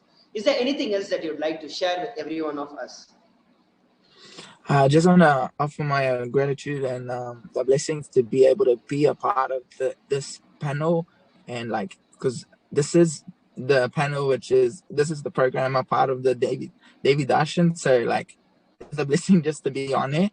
And please attend any sort of sessions and the darshans. Like, you don't know how powerful and they just do so much. Like, really, Devi just is sitting there like just my kids, they just see, like, she's like one of my daughters, she's looking at Swamiji, and she's just seeing Devi, and she just asked me, Dad, why has Devi got a bed? Why is Devi wearing a bed? You know, like, just from that innocent space, just like, just having your family there and just being such connected. And like I said, like I say to my wife, like, Swamiji, I don't even call, when I see Devi in the photos, I don't call him Swamiji, I just say it's Devi, because literally the face, the eyes, everything is just so like beautiful, you know. And it's such a blessing to be a part of it. And please attend and join it with it's good if you can attend on two-way, have the 9 Diksha, like Dreda was sharing, you know, get that darshan, but at least attend through any of our online official platforms. Yeah. Yes, so thank you. Thanks. Wonderful. Thanks, Thank you very much for joining on this panel and sharing with every one of us your beautiful experience with Devi Parashakti. Yes. So there we listened from Srinti Padmarupananda, his beautiful experience of how every moment in his life is constantly feeling so blessed by the experience of Devi Parashakti. Next on our panel, we have Reinosan Edmund and Nithyanandam Reinosan. Nithyanandam Maharaj, thank you for having me. Wonderful. So Reinosan, could you go ahead and give a brief introduction to yourself and your connection, your journey with Swamiji? Yes, definitely. So my name is Reinosan and I'm from Canada. And I've been with Swamiji since around 2013. 2013 is when I started to really start listening to satsangs and everything. And then 2014, yes. And then 2014 is when Swamiji announced the Cambodia IA. There was something about how Swamiji said this is the last consciousness flight, which triggered like a call to action. And since then, it's been an intense journey, making my way to Swamiji's feet, basically. And then finally, after after a few years, I was finally blessed and graced by Swamiji to be able to attend Paramashivoham. And I was able to be in Swamiji's presence for this. And then from there, continuously being engaged with Swamiji, being engaged with Sangha. And then recently with the Paramashivoham sessions, which started to happen, then with everything on the lockdown, now it's more accessible. With the, more and more the closeness with Swamiji could happen in a way where it was like, even from your own room, you can completely engage. There was no distance, there was no gap. So more and more, the closer and closer and closer relationship with Swamiji started to build. And then from there, as the more programs were happening, as the more sessions were happening, as the more the Kailasa ecosystem became more and more involved and active, just the flowering of the feeling connection just continued to happen. And now today is, I can't even explain, like even right now, just leading up the build up to today, but even now I can't explain exactly what it feels like right now, because even now it's continuing to flower. It's continuing to grow. I'm continuing to experience new things and continuously experiencing new dimensions of Swamiji. Like Swamiji really is Guru Linga Sangha. So new dimensions I'm still today experiencing. So this is just a quick little intro about where I'm coming from and what the background is. Wonderful.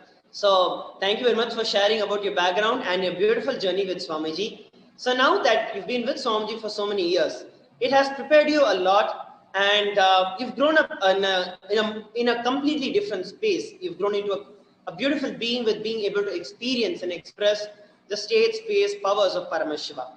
And now that recently, especially during the Parashakti Akashik readings, you are fortunate enough and you are blessed by Devi Parashakti herself, and you received an answer from her. So would you like to share your experience on that, what you would ask, what was the blessing that you received, and how it has directly changed your life?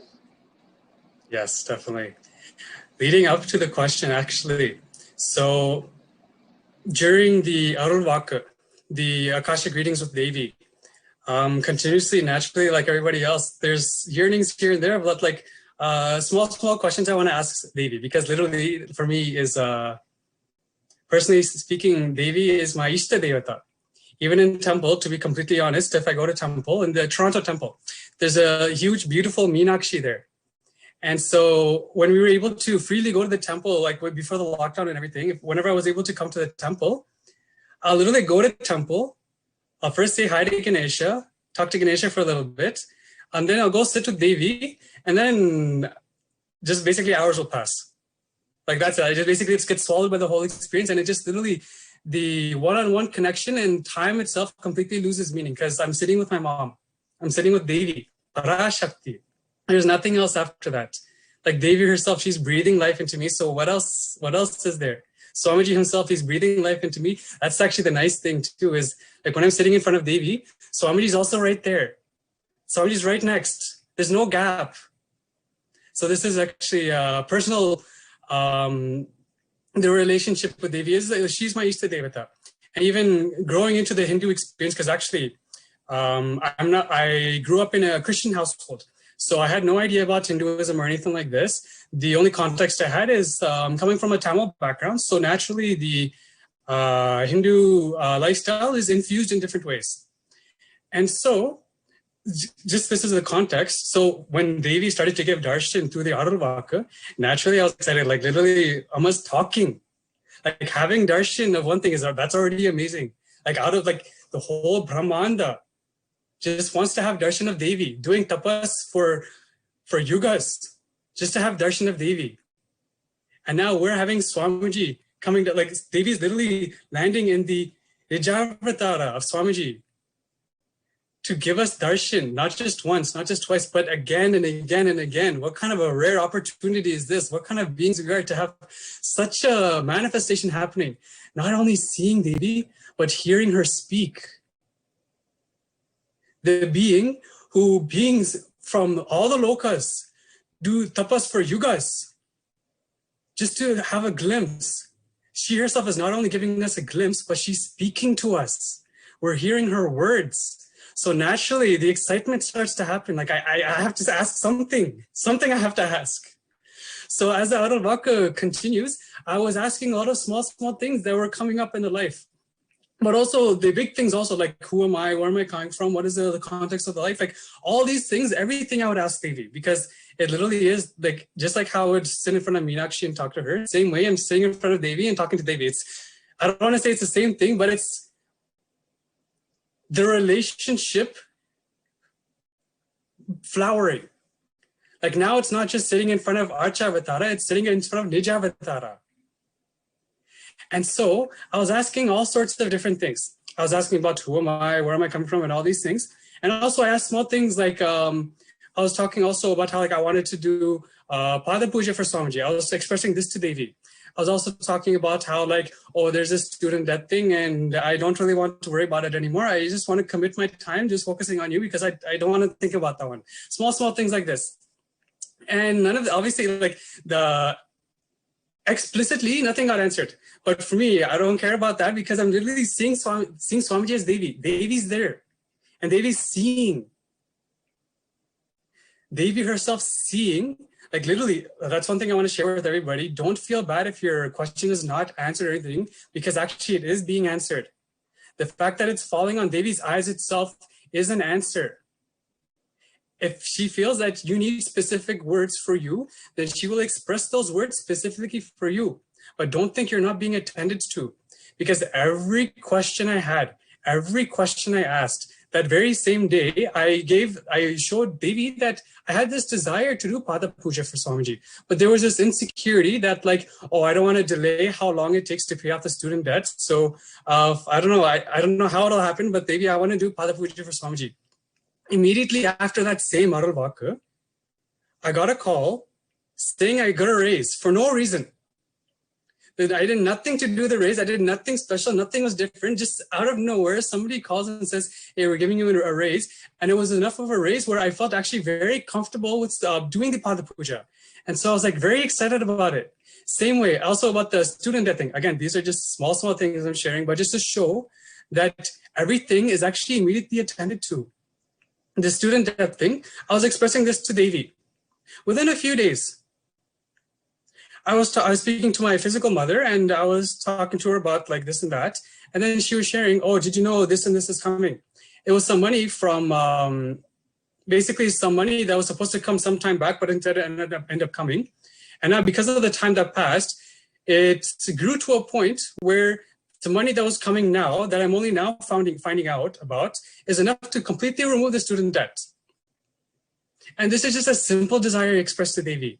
And it wasn't even answered, but I simply just had the desire to express it to Devi and immediately got attended to. So every question, everything that you're asking is attended to by Devi. It's seen by Devi. The fact that it's being put in front of Devi itself while Devi's landing as Nija Avatara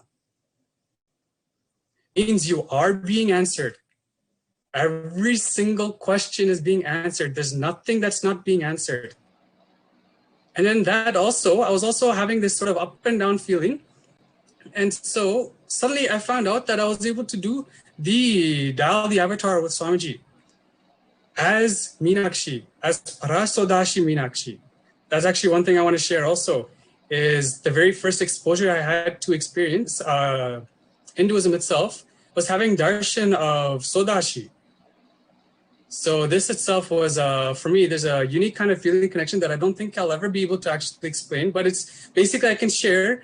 It was like coming back to the basics, coming back to where I started. And this itself was a very strong experience for me, where Devi was not only manifesting as Parashodashi, but also as Meenakshi in Swamiji. Wonderful. And so I asked Devi, that's another thing I want to say. So as these questions are coming out, that I was again and again asking through the Arulvaka, the questions were also maturing. I was really seeing, you know what, Devi's actually here. What is it that I have? What is it that I actually want to ask? Because during the pre-satsang sessions leading up to the Arulvaka, more and more context was given, more and more of like the maturing of the space was happening. Because Devi is here. There is a questioning in every being. There's some yearning. It's nothing but yearning for answering that question. What is that question? And I really wanted to see what is that question inside, because now Devi herself, she's here. She's here to answer. She's here for you. Devi, she's speaking.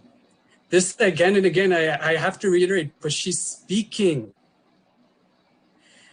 And so, day after day, as Arulvakas were happening, I would be more and more maturing the space, saying, okay, let me see what is actually the mature conversation I can have with Devi. What is the mature question I can put in front of Devi? And day after day, this question itself also got matured more and more, where more and more they would be giving different experiences, which would mature my own inner space for me to really dig deeper to see what is actually the question. And then comes back the ecosystem of Guru Linga Sangha, where I was having this completion experience, and I was engaging with my team lead, and my team lead, who is Sangha itself, was giving some basically feedback on how to actually find out what that question is. Coming back to the root of where you feel you get stuck, really seeing there's somewhere you get stuck again and again and again. Look at that. See where it is you're getting stuck. Figure out where you're getting stuck and see what that question is. How can you attend to that and bring this to Devi? Exactly. And sorry to interrupt you at this point in time, but just like our Inoshan has been sharing with every one of us, his beautiful experience of how when he wanted to ask, first thing, his relationship, your relationship with Devi. And it is like, you ask her, you speak to her in every way. You have Swamiji's Atmamurti, you can relate with Swamiji's Atmamurti. You have the Archavatara, you have the deity of Devi Parashakti in the temple. Any opportunity that you get, first, always make sure that you're able to connect with the deities.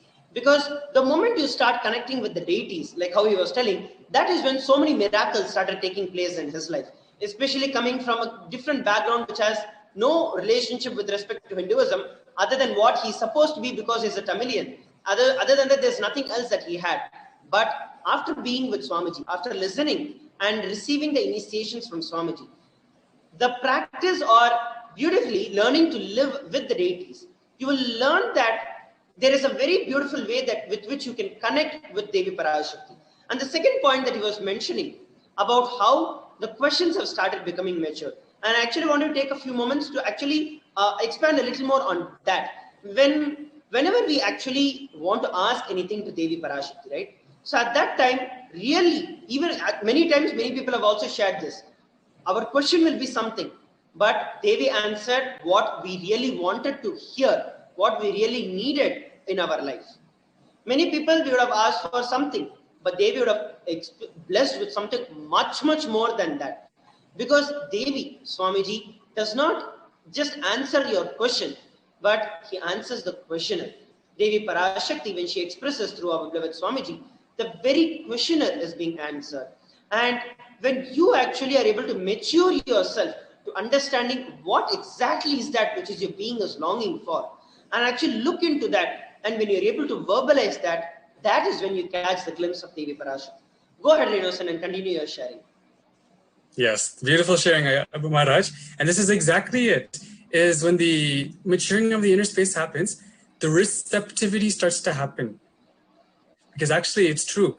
Only when the receptivity is there, then you can only receive. Otherwise, you're just wanting. But the whole wanting is nothing but yelling.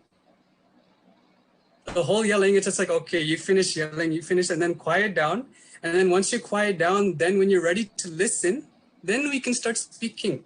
Otherwise, it's not a conversation. Yes. And so when the receptivity starts to happen, when you become ready to receive, not only what Devi wants to give you, but also receive what your own inner being wants to receive, what your inner being is looking for. Because a lot of the time, this is the other thing too. a lot of the time, we don't actually want what we want. It's a little paradoxical, but this is what the blind spot is. When it comes to the space where we think we want something, but there's some vested interest which turns it into a blind spot, and then we never actually look into why we want what we want. But when the maturing of the inner space starts to happen, the right questioning starts to happen, the sincere questioning starts to happen, then actually the blind spot just melts away, because then you're melting it with the awareness, actually. And so in this instance, I was really looking at and seeing, what is it that I actually want? There's some pattern, there's something that's again and again and repeating. This is nothing but an unfulfilled desire, basically. And so what is actually that desire? And so then I was blessed with the opportunity to do the Dial the Avatar with Swamiji as Parashakti Meenakshi, Devi herself, Devi Parashakti. And I asked Devi I basically asked that one question. It's kind of a wrap-up question, but it's a space of like, who am I? Where am I coming from? What is the best way that I can uniquely contribute? What is the best way that I can do the best? Basically, basically the past, present, future. Who am I? What am I now? And also, how can I manifest you through me? And then Devi beautifully shared. Devi beautifully shared, not even just the question, but also the questioner as you're sharing. Devi beautifully shared the relationship that I have with Devi. Devi beautifully shared where my future is, how to say,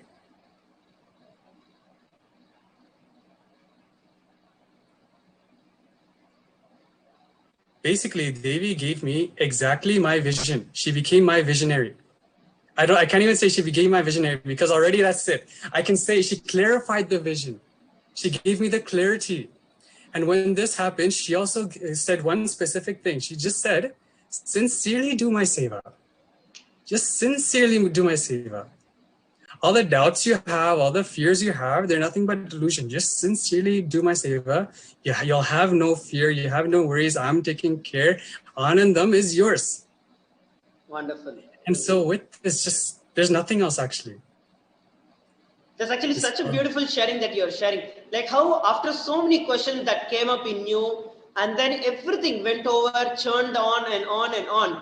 And finally, that one thing that you really wanted to ask, and how Devi Parashakti herself blessed you so that you are able to offer the Pada Puja. So the miracle, first wanting to do the Pada Puja, the moment you want to do the Pada Puja, Devi happening, manifesting, and at the same time blessing you, you seeing the miracle, suddenly the raise in your, the money that you had to get and you're able to raise it, and immediately also offer the Pada Puja and ultimately bring you to the experience where she is very clearly just affirming. It is like you built everything and she's like, yes, I only guided you to do the whole thing.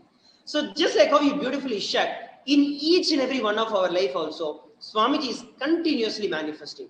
Devi Parashakti, as our beloved Swamiji, is continuously manifesting. It is just that we have to open ourselves to look at the various different happenings in our life. And ultimately, when you start flowering with that gratitude and devotion, you will see that Paramashiva, Parashakti just says, yes, I've always been there and I'm always there with you. Just that one affirmation is enough. Then you just feel your whole life is fulfilled, and that's all is needed. You don't need anything else in your life because you got the ultimate clarity, the ultimate boon and the blessings that Devi Parashakti herself is there with you. So thank you very much for coming up and sharing your experience today. Is there anything else that you'd like to share finally with all of our viewers? One thing I can finally share is simply enjoy the Kailasa ecosystem. All the best things will happen. You will become contributing, you'll become active, and your own self-doubt, self-hatred, self-denial, the completion experience will simply happen. Just enjoy the ecosystem, become active, become alive, just enjoy. Because this is how you will become receptive to the Kailasa itself, the Maha Kailasa in you. So this is what I wanted to share. So thank you very much, Renasan, for joining. And that was a beautiful message. And you all can be a part of these things. Never miss a Bhava Samadhi Darshan or Parashakti Arulvak, especially Parashakti Akashic readings, where Swamiji is continuously making himself available. Make yourself available for all the sessions, all the segments that Sri Kailasa is providing. And that is the best that you can do to yourself and to the entire world, especially during this time of the COVID pandemic. So thank you once again, Innocent, for joining us on this panel and sharing your beautiful experience with all of us. Thank you.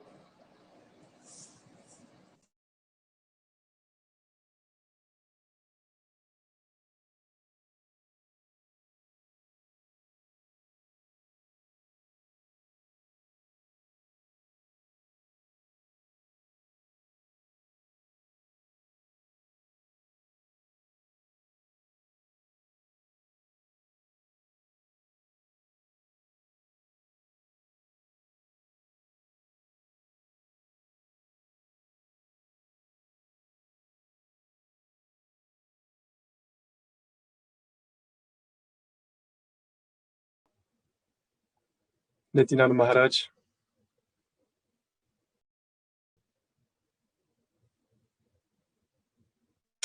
I'm not able to hear you, Maharaj. Yes, Nithyananda Maya, are you able to hear me now? Yes, Nithyananda. Wonderful. Please go ahead, Aya, and give a brief introduction about yourself. Yes, Nithyananda, everyone. My name is Travis. I'm from the Los Angeles Sangha, and I have known Swamiji since 2017. It was actually just 1 month before the Inner Awakening Mahashivaratri 2017.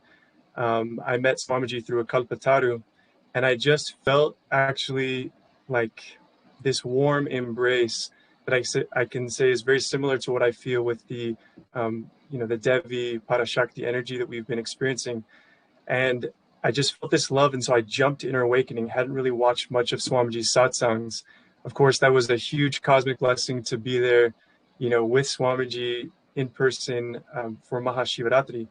And essentially, I experienced for the first time in my life, I had been on a seeking journey for about, 8 or 9 years before then. And I experienced for the first time what bhakti really is during that Inner Awakening experience. Completely beyond logic. And I could say probably my definition of wealth would be that sweet feeling connection that we experience with Swamiji through the bhakti that he can give us. It's a cosmic gift, actually, that it allows us to go beyond anything we've ever experienced before. In addition to that, during my seeking journey, I had because I was brought up in a Western, belief system, Christianity based, which is predominantly, worshiping like a heavenly father, or it's much more masculine oriented.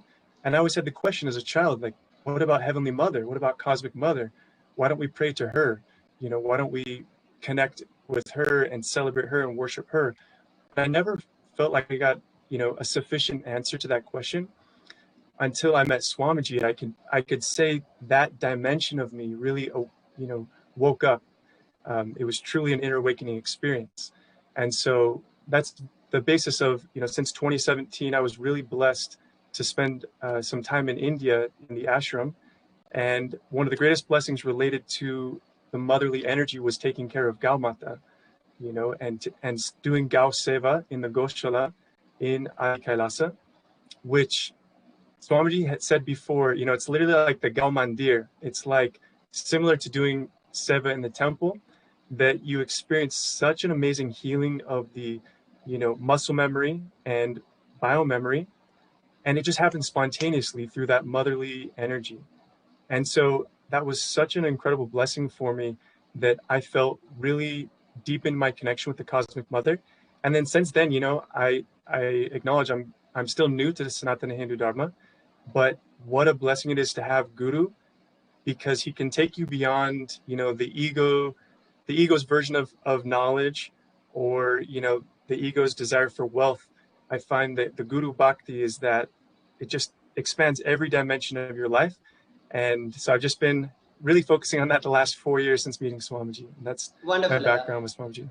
That's such a beautiful experience that you've been sharing, brought up from a different culture, a Western culture, but from the young age, having an innate liking or an orientation towards experiencing Cosmic Mother. And today, a few days ago, you were actually blessed by Devi Parashakti herself. You were fortunate enough where you were able to physically ask a question and physically received an answer from Devi Parashakti. What was your experience, and would you like to share? What would you like to share from that for all of us? So one thing that's so beautiful about this process with these out-of-vak Akashic readings is just by asking the question, it intensifies the seeking within us, right? And as many of the really nice sharings that have just come before us in the program already, they shared that it's not a matter of whether or not you get a direct answer with your name being called, because if you ask the question, you'll notice the way that you're relating with the Cosmic Mother becomes intense, and you're like hungry. You really, really you just want to feel her embraced in your inner space, right? And so for me, I can see how the questions I was asking they've been maturing, but I got a very different answer to the first question that I asked. I just asked for Cosmic Mother to shower me with bhakti and the grace of Guru, so that I feel more sweet friendliness with existence. And also I asked, for healing, because in these times we really need that healing energy with everything going on in the world today, to be a channel for that cosmic healing current, to be able to reach more souls. And, Parashakti gave me an answer that it was my parabdha karma to eventually reach Adi Kailasa, and to reach her Kailasa is what she said. But there was such a feeling that in that moment when I actually received the blessings, it was like everything froze, time and space. And I just felt like my inner space, just this pure silence, this communion, right? Going beyond communication, the words of the mind, as Swamiji teaches us in Living Enlightenment, and experiencing that heart-to-heart communion, where of course I don't understand Tamil as many people have expressed, but I just felt in my inner space like she's just holding me, like I got you. And then I saw the translation, and it's just been kind of a process of opening myself in the Ananda Ganda to Swamiji's energy, so that he can guide that magnetically for me, right? Wonderful. And after you receive Devi Parashakti's blessings in your life, what is the difference that you're able to see? Because the moment Devi Parashakti blesses, if she says something has to be done, something has to be removed in you, she gives the power, the energy, and the intelligence to make it happen. And would you be able to share any specific incident with respect to where you were stuck before the Akashic readings from Devi Parashakti, but as soon as you received the blessings from Devi Parashakti, how that situation manifested? Yeah, what I can share is, sometimes we try to force manifestation to happen in our lives, right? Whether that's with our career or relationships or whatnot. And the main shift is that I just started getting really more quiet again in my inner space, kind of the space of Dakshina Murti, listening to, Guru and Parashakti's guidance for me, and just trusting that. So I have my book of hearts, which Swamiji teaches us, and like a gratitude journal, where just by chanting the Mahavakya, connecting with Swamiji in the third eye and my Ananda Ganda, I'm just listening for Swamiji to guide me step by step.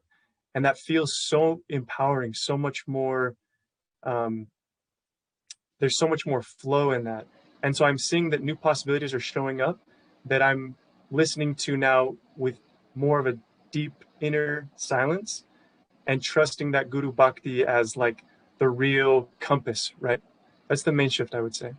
Wonderful. And what is the space in which you were in? Like when you wanted to receive the answer from Devi Parashakti, how are you feeling inside you that she physically attended to you and she gave you the blessings physically? I can say the hunger was really intense inside of me. Part of that is, I've been, during this COVID season, I've been in Utah, and haven't had the blessing of being in direct contact, with the Sangha, with the temple. That's an incredible blessing to be able to do seva to the deities and to have that Vatavarana, right? But of course, I have my Swamiji Murti, and I talk to Paramashiva very often. And it really validated for me how much Swamiji is always listening to us, right? Just by having that constant prayer in your heart, talking to Parashakti, you'll realize that he really does hear you. He really does. And Parashakti, he manifesting in the form of Parashakti, like She knows what's in your inner space. And so that was the main thing. One thing that's interesting is like the moment that the Akashic readings happened, within 3 minutes of that, the power shut down in the home here. And it was like this beyond time and space experience for me, where it was like I felt like she just reached through all dimensions and gave me a hug, and just was very reassuring and beautiful. Wonderful, Aya. And just like how you were sharing, especially about the power cut, I also remember this thing, especially while we used to have the physical Akashic readings of Lord Kalabhairava back in Adi Kailasa. Whenever Kalabhairava is just about to land, the moment he lands, there will be a complete switch off, a complete shutdown of all the power and everything. Because literally when Paramashiva lands, when Lord Kalabhairava lands in that particular place, everything is like, loses power. The ultimate is him. And I can very much relate with what you are sharing, especially when Devi Parashakti, the moment she blessed you, within those few moments, you're able to see that everything was off, and that experience of Devi Parashakti. So that's a beautiful sharing of how your experience with Devi Parashakti. And I thank you very much for coming up on this panel and sharing your experience, Aya. Is there anything else that you'd like to share? Just my gratitude to Swamiji. And, I think one last thing I would say is these Akashic readings are very special because before you have direct experience, I think you can have hope. But once you start tasting the experience, it gives you deeper trust. And that space with Swamiji, I feel it's so beautiful. Again, just to be in the space, keep your seeking intense, ask and just trust the process, be in that deep space of communion, of listening, and an amazing way beyond the intellect of the mind. Parashakti she will reach you. So thank you, Swamiji. Very grateful. Wonderful, Aya. Thank you very much for coming up and sharing your experience of Devi Parashakti on this panel. Yes. So we listen from so many beautiful participants sharing their personal experience with Devi Parashakti as to how in each and every one of their lives, Devi Parashakti has constantly been manifesting. How the Supreme Pontiff of Hinduism, even now, continuously in multiple different ways, is manifesting miracles after miracles in each and every one of our life. Right from starting in the life of Paramashiva, from the time Paramashiva manifesting the various different miracles, and then through the devotees, he manifesting, and once again now, in the current era, in the modern day humanity, how Swamiji is constantly guiding and teaching, manifesting, and continuously giving miracles and experiences to people all across the globe. And I'm sure that every one of you who are watching this live are able to comprehend with what I'm sharing and would have received the various different the understandings and how each and every participant prepared themselves to receive Devi Parashakti, to witness the miracles of Devi Parashakti in each and every one of their life.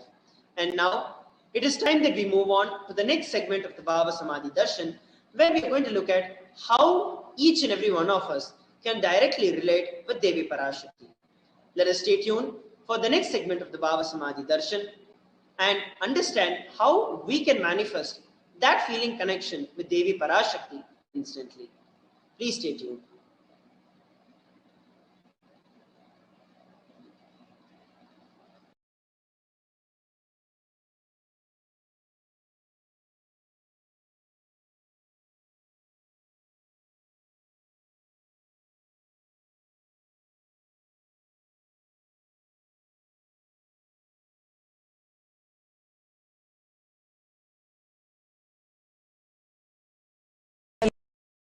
Intelligence to lead you to enlightenment.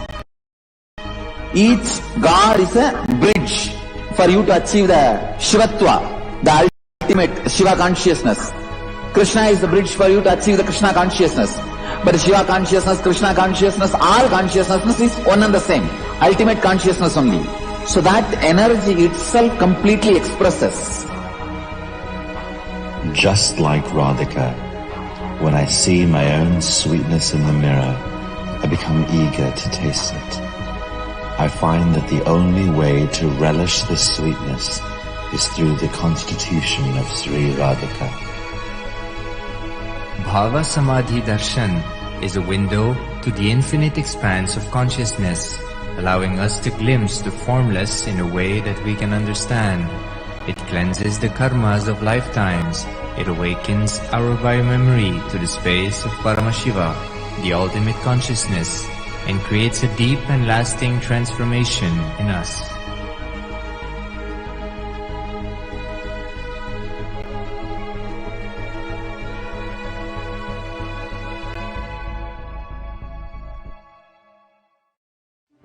One or two times have Ganapati Darshan, Venkateshwara Baba Samadhi Darshan, Devi Baba Samadhi Darshan.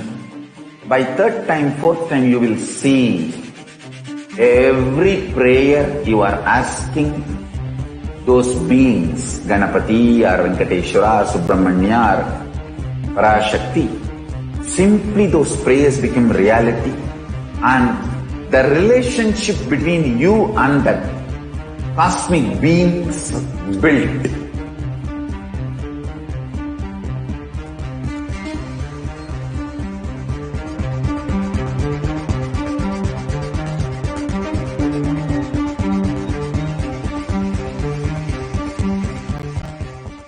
I tell you, each Baba Samadhi Darshan is a spiritual treat, enjoy.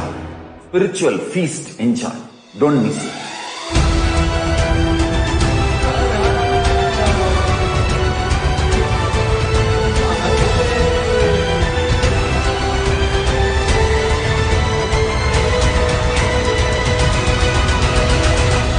Never miss a Baba Samadhi Darshan.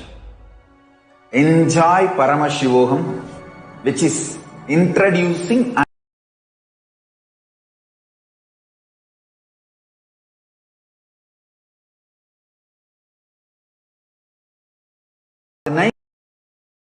the cosmic principles and cosmic beings. The state of Paramashiva, space of Paramashiva, powers of Paramashiva, being of Paramashiva. There are some great spiritual sciences unique to Hinduism. Subtle, otherworldly, but definitive sign. Manifesting the cosmic beings in Archavatara, deities in Nijavatara, living incarnations is possible. Understand? Kriya Pada of Vedas and Agamas elaborately explain the whole science of making the cosmic beings manifest in Archavatara, deities and Nijavatara, living incarnations, both. During the Baba Samadhi Darshan, literally those cosmic beings manifest through this body.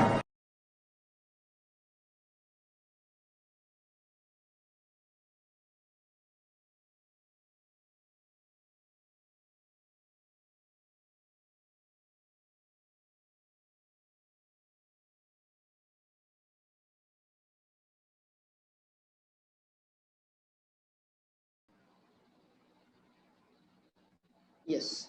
Nithyanam, everybody, welcome back. And now let us enter into the next segment of the Baba Samadhi Darshan, where we are going to be looking at how we can instantly manifest the blessings of Devi Parashakti in every one of our life. And these are the various different offerings to Devi Parashakti.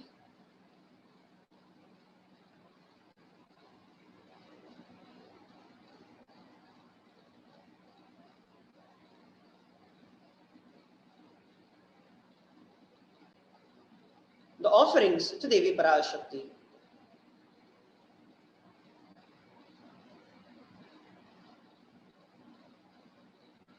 What exactly is an offering? Offering is giving of a divine gift of pure love, devotion, and oneness. And it consists of two parts, giving and accepting. Only when the divine accepts what one offers, the offering becomes complete. Offering is not made out of fear or greed, but when an avatar lands, it happens just out of pure Leela. The entire offering itself is done out of gratitude. And this offering becomes a part of the grand Leela of the avatar.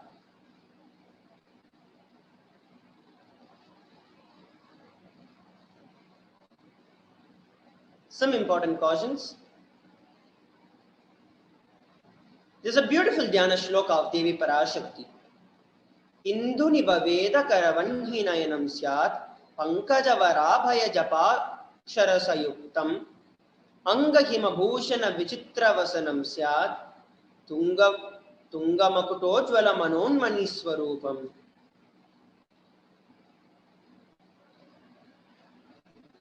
Moonlight face holding the Veda on the hands, fire in the eyes with lotus flowers, gracing and blessing hands, and one hand with a japamala, beautifully decorated with the jeweled ornaments in wonderful clothes and shining big crown.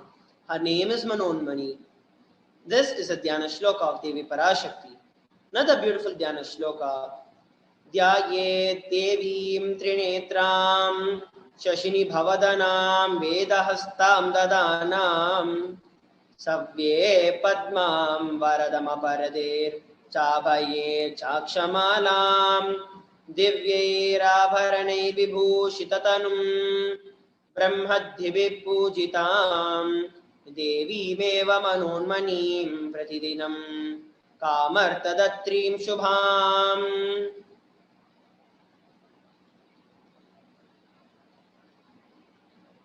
I meditate on the Devi with 3 eyes, glowing like a moon, holding Veda, lotus, and gracing with the blessing and gracing hands.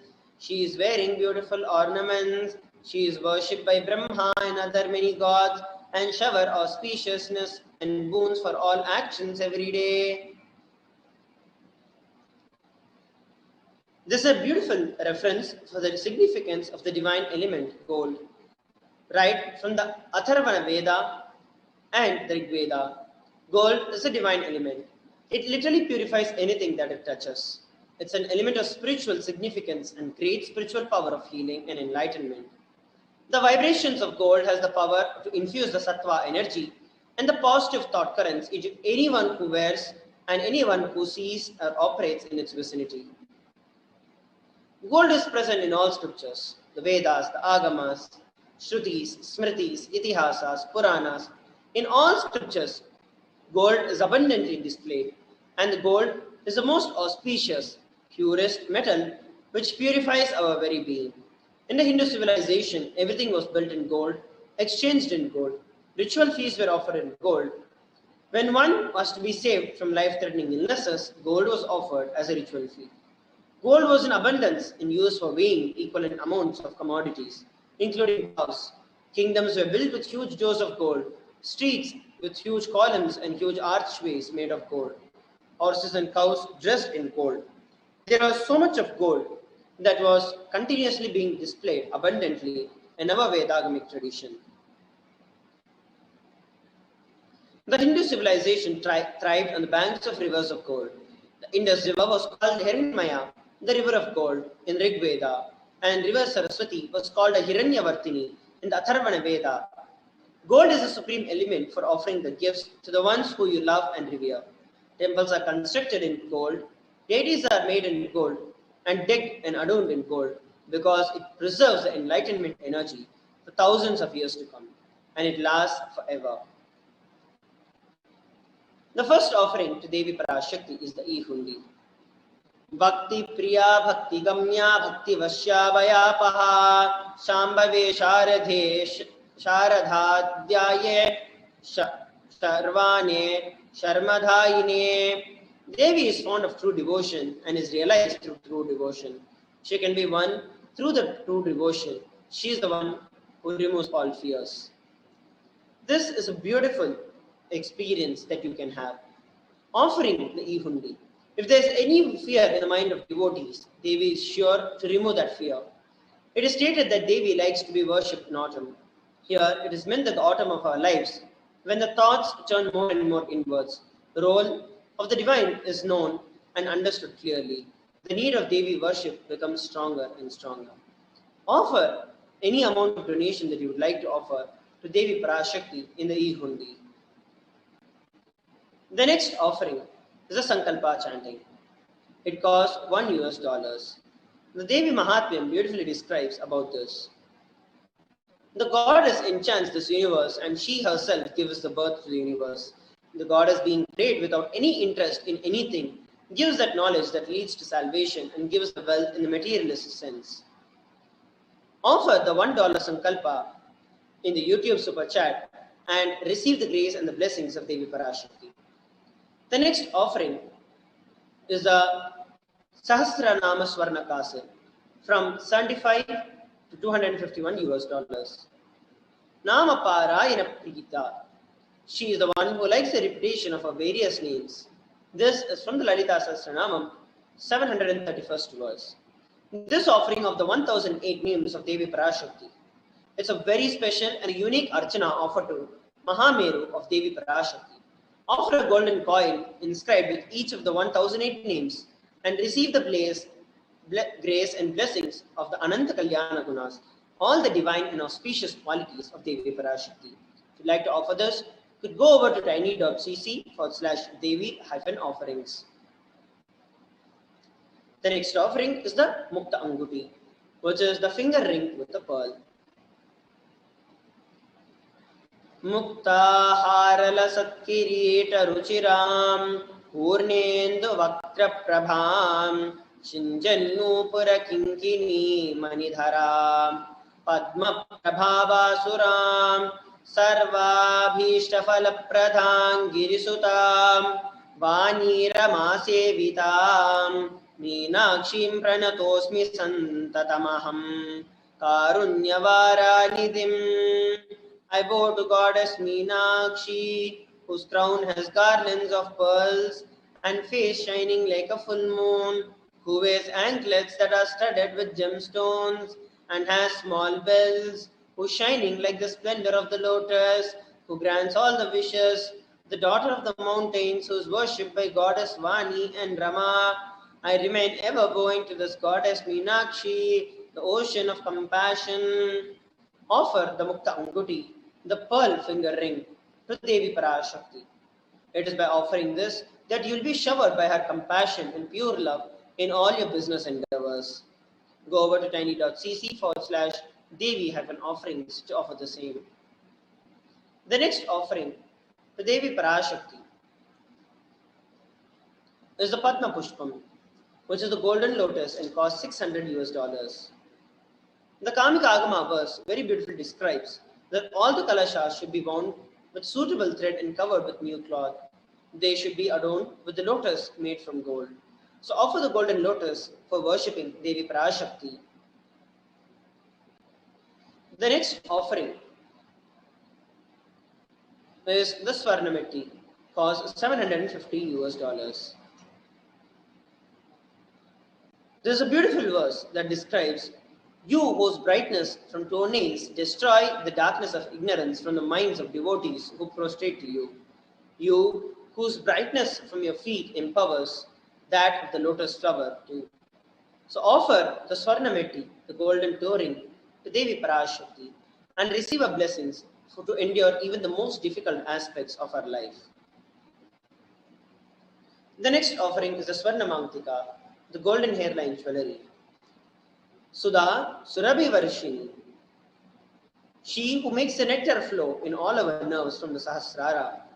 The Mangtika represents the nectar flowing from the Sahasrara chakra, which is completely and fully flowered.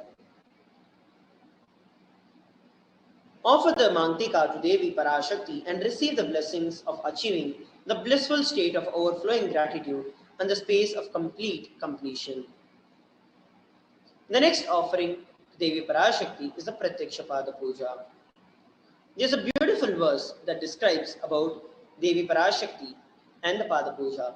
The illuminating splendor of Devi's toenails dispel the darkness of ignorance in the devotees prostrating at her feet. Her feet defeat the lotus in beauty. So this is a beautiful offering where when you offer the Pratyaksha Pada Puja, the Yajaman who offers the puja will receive all the auspiciousness and the blessings of the Supreme Pontiff of Hinduism, our beloved Swamiji. And as a mark of gratitude and offering, you will receive deep feeling connection and devotion with Swamiji. The next offering is the Vastra Seva, cost $1,008 US. Offering of the Vastra Alankara Seva through Swamiji bestows you with all the fulfillment in your life.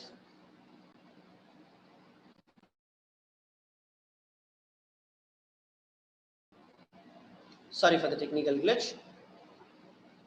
The next offering that we're looking at is a conclusion of the various different things that we can offer. So now, let us take a few moments to see how we can offer using the YouTube. So YouTube provides us a beautiful platform where every one of us can very easily offer any contribution that we want to Devi Parashakti. The Vedagamas mandate that there are 5 people. We should never meet empty-handed. Guru, God, king, child, and a pregnant woman. Today, we are blessed to have the darshan of Devi Parashakti and our beloved Swamiji embodying Devi Parashakti and as the ruler of Sri Kailasa. So, it is very, very important that we live adhere by these Vedagamas. There are so many sacred sentiments that are attached with the concept of offering. Ultimately, it is so that you receive the grace and the blessings of Devi Parashakti in your life. I request every one of our viewers who are watching this live, go ahead and at least offer $1, 1 unit of your currency. I'll now be showing how we can use the YouTube to actually go over and offer any amount of donation that we'd like to offer. So first, what we need to do is to go over, and I request you to go to YouTube and search for the official YouTube channel of Swamiji. It is, you can just search for Kailasa's HDH Nithyananda, and you will see that you'll be directed to this page, which is the official YouTube handle, YouTube channel of Swamiji. And under this, there is a live that is going on, the live stream of the Bhava Samadhi Darshan. So go ahead and click on that. And as soon as you click on the link, you're able to see the live where the Parashakti Akashic reading is currently happening. And what you need to do next is just scroll down to the chat section. As soon as you come towards the chat section, you have an option where you can offer the donation that you would like to offer. So there is a smiley emoji just under where you can type your comment. And beside that, there's an option with a dollar symbol in it. And for those of you who do not have a YouTube channel, you will not be able to comment it as per the YouTube policies. So you'd have to actually create a channel. It is very simple, and just follow the procedures that the Google itself, the YouTube itself will be providing when you click on create the channel. After you create the channel, you'll be able to come to this page. So go over, click the dollar symbol and click on the super chat. And once you click on the super chat, you can offer any amount of money that you want. So you can actually choose any amount of money, right from 20 INR to 10,000 INR based on the local currency of your place. Just click on the amount of currency, choose the amount of currency that you'd like to offer, click on buy and send. As soon as you click on buy and send, it will be redirecting you to a payment gateway where you can add in your credit card or your debit card details and just click on buy. And that's how you make a payment in the YouTube. So I request every one of you who are watching us live on YouTube, Facebook, Zoom, take a few minutes now to please go over to the YouTube and offer your contribution to Kailasa to receive the grace and the blessings of Devi Parashakti. Please understand, every one of us are blessed today to receive Devi Parashakti's Akashic readings. Every single day, literally Swamiji is coming at least 2 times a day and gracing us, blessing us just because of his compassion. And the least and the most that we can do is to participate in everything that is being provided to us. And this is one of the very, very important components to receive the most from the Bhava Samadhi Darshan that we are going to have today.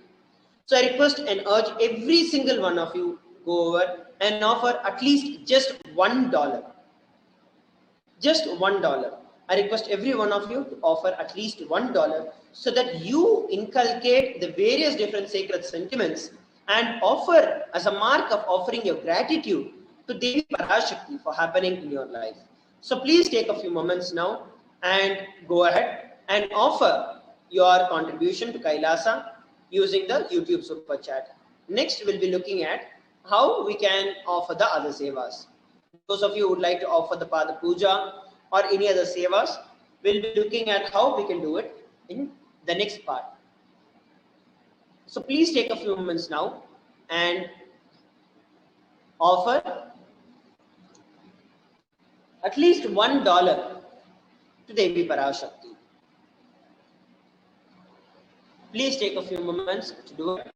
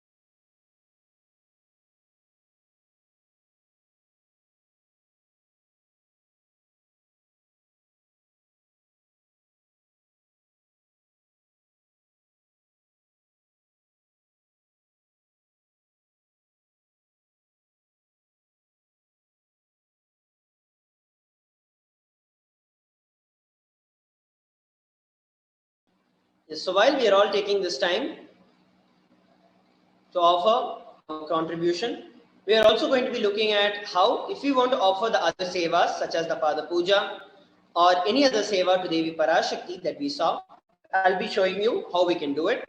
So all of us would have to head over to tiny.cc/Devi-offerings. And the next thing that would be showing, I'll be showing you what will be the next step.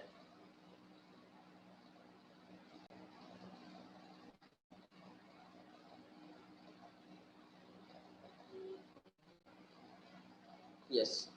So here you can see I've just opened an empty tab and I'm pasting the offerings link tiny.cc/Devi offering, and it will be redirecting me immediately to the page where you can select any amount of offering, any offering that you would like to offer to Devi Parashakti. So go over and under the Sevas option, which is there, choose an option.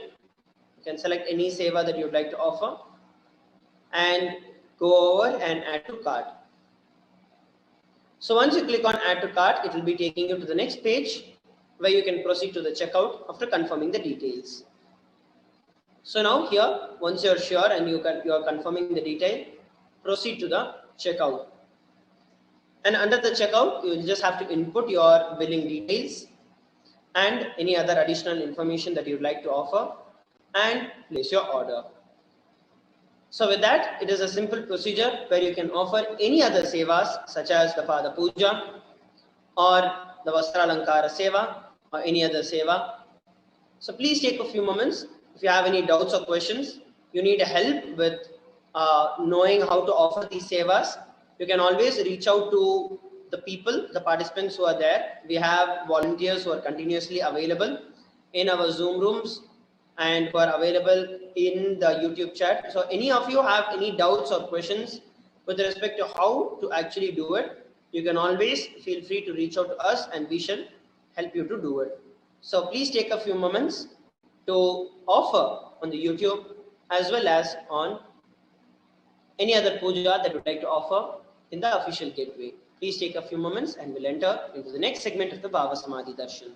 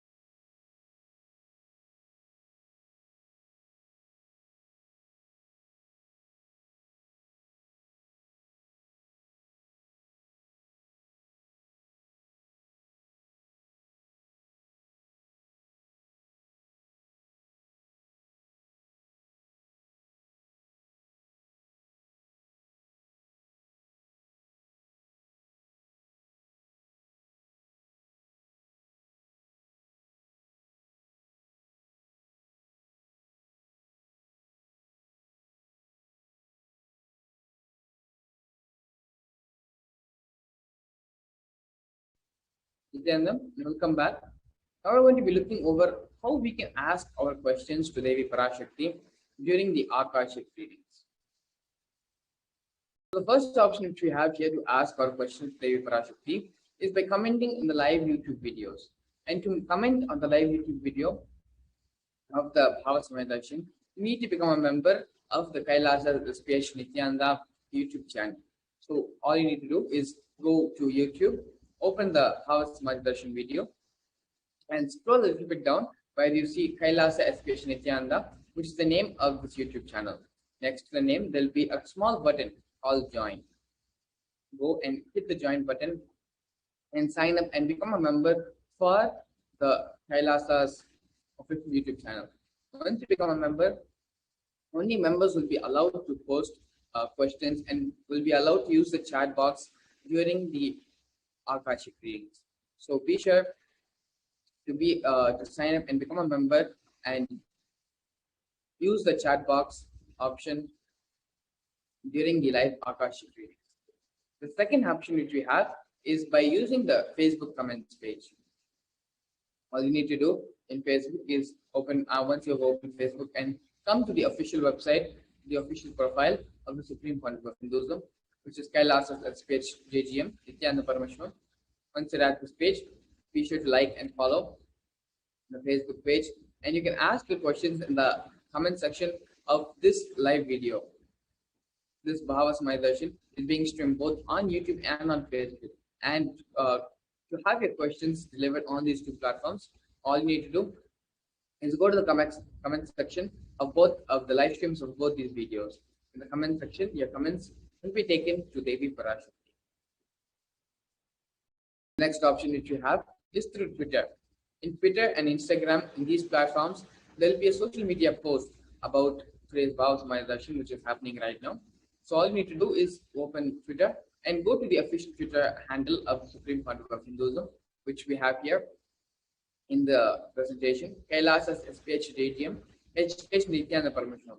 This is the official Twitter handle of Supreme Pontiff of Hinduism. Once you go to this Twitter handle, you will find a social media post regarding today's Bhavasamaya Darshan. All you need to do is reply to a tweet, tweet a comment on this social media post with the hashtag #AskTheAvatar. The next is on Instagram. Once you are at Instagram, all you need to do is follow the Supreme Pontiff of Hinduism on Instagram by visiting Sri Nithyananda.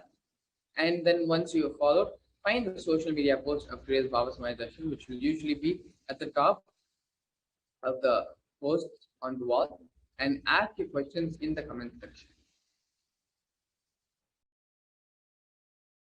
And if you do not have access to any social media platform, to YouTube, Facebook, Instagram, or Twitter, you can always use the kailasa.org website, where once you open the website, there is a small chat box in the bottom left-hand side corner.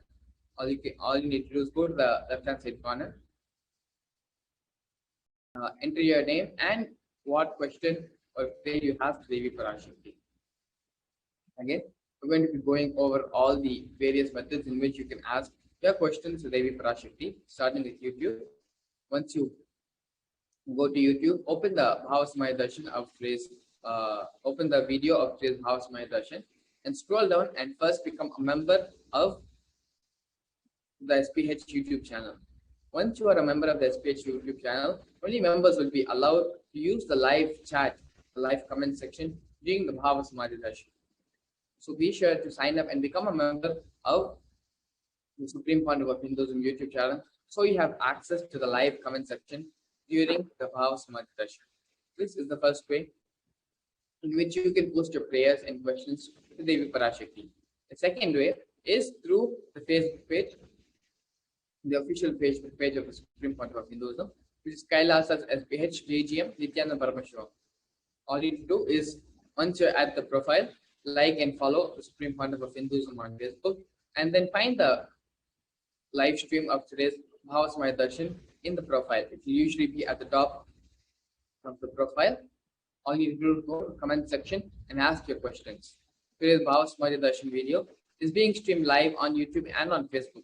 So on both platforms, all you need to do is find the live stream and go to the comment section and post your prayers and requests. In YouTube, you need to do the additional thing of becoming a member and signing up and joining the membership of the Supreme Founder of Hinduism YouTube channel.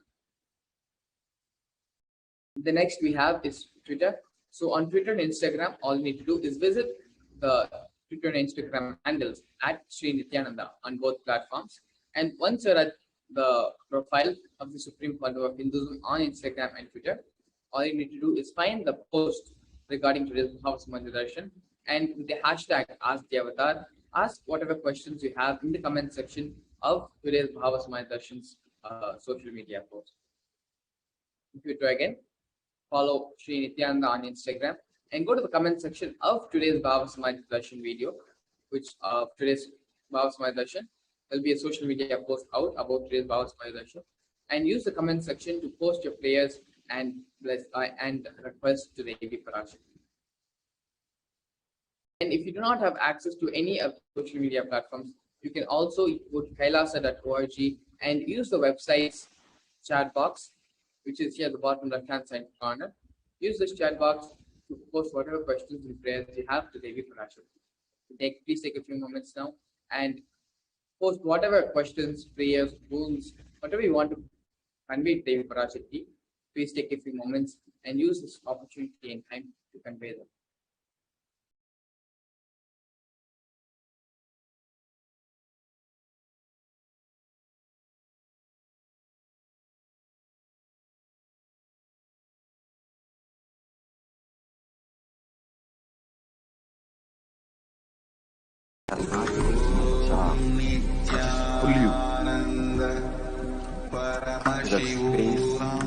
During the meditation, so you cannot escape.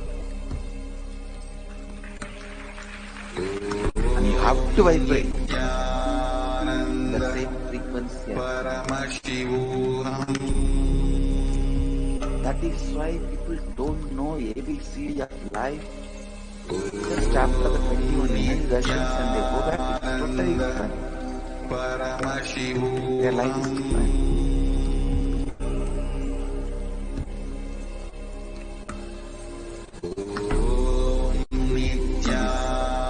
Level 4. Fortunate and blessed are you guys. I can take you to the next level of initiation.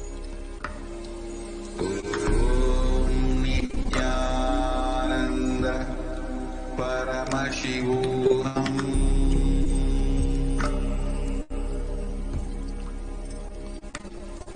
Om Nithyananda Paramashivoham.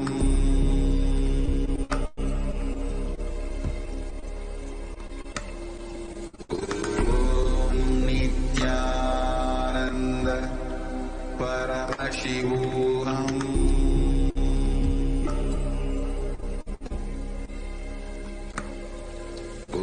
Om Nithyananda Paramashivoham. Om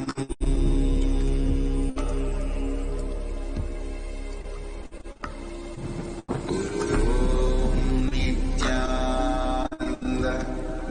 Paramashivoham. Paramashivoham.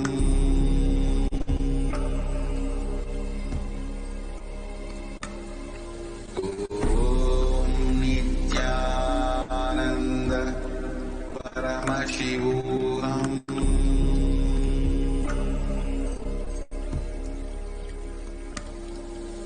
Om Nithyananda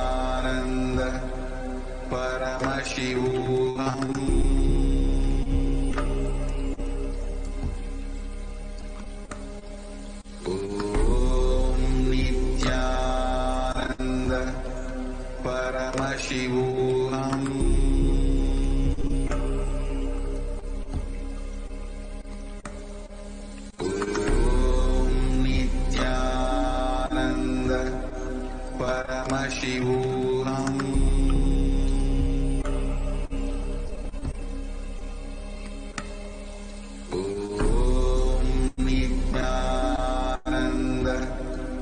Paramashivoham.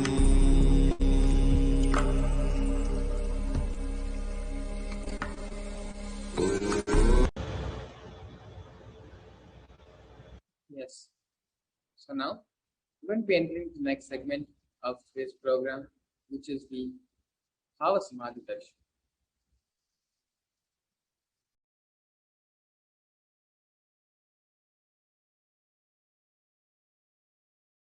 So one of the important things in Hinduism, which is very much different from everything else, is the fundamental cognition which is carried in Hinduism. And that cognition was something which we had actually previously discussed in the power manifestation segment. Is how in Hinduism the fundamental cognition that we carry is that we are Paramashiva already. And you just need to be reminded of your Paramashivatva, of your Paramashiva, of your Paramashivaness. Other places they'll teach you that you need to reach the divine, you need to become the divine. In Hinduism, we tell you that you already are the divine. You just need to realize and manifest it. And as a direct practice, a spiritual practice, to make this realization into reality, request everyone to spend some time and dress up like Devi and come and sit for the Bhava Samadhi Darshan as Devi herself. When you dress up like Devi, you're literally inviting Devi into your being. You're opening up and becoming receptive to having Devi manifest inside of you and be in the oneness with Devi. So be sure to take some time, take a few moments, go ahead and dress yourself up as Devi and come and sit for the Bhava Samadhi Darshan.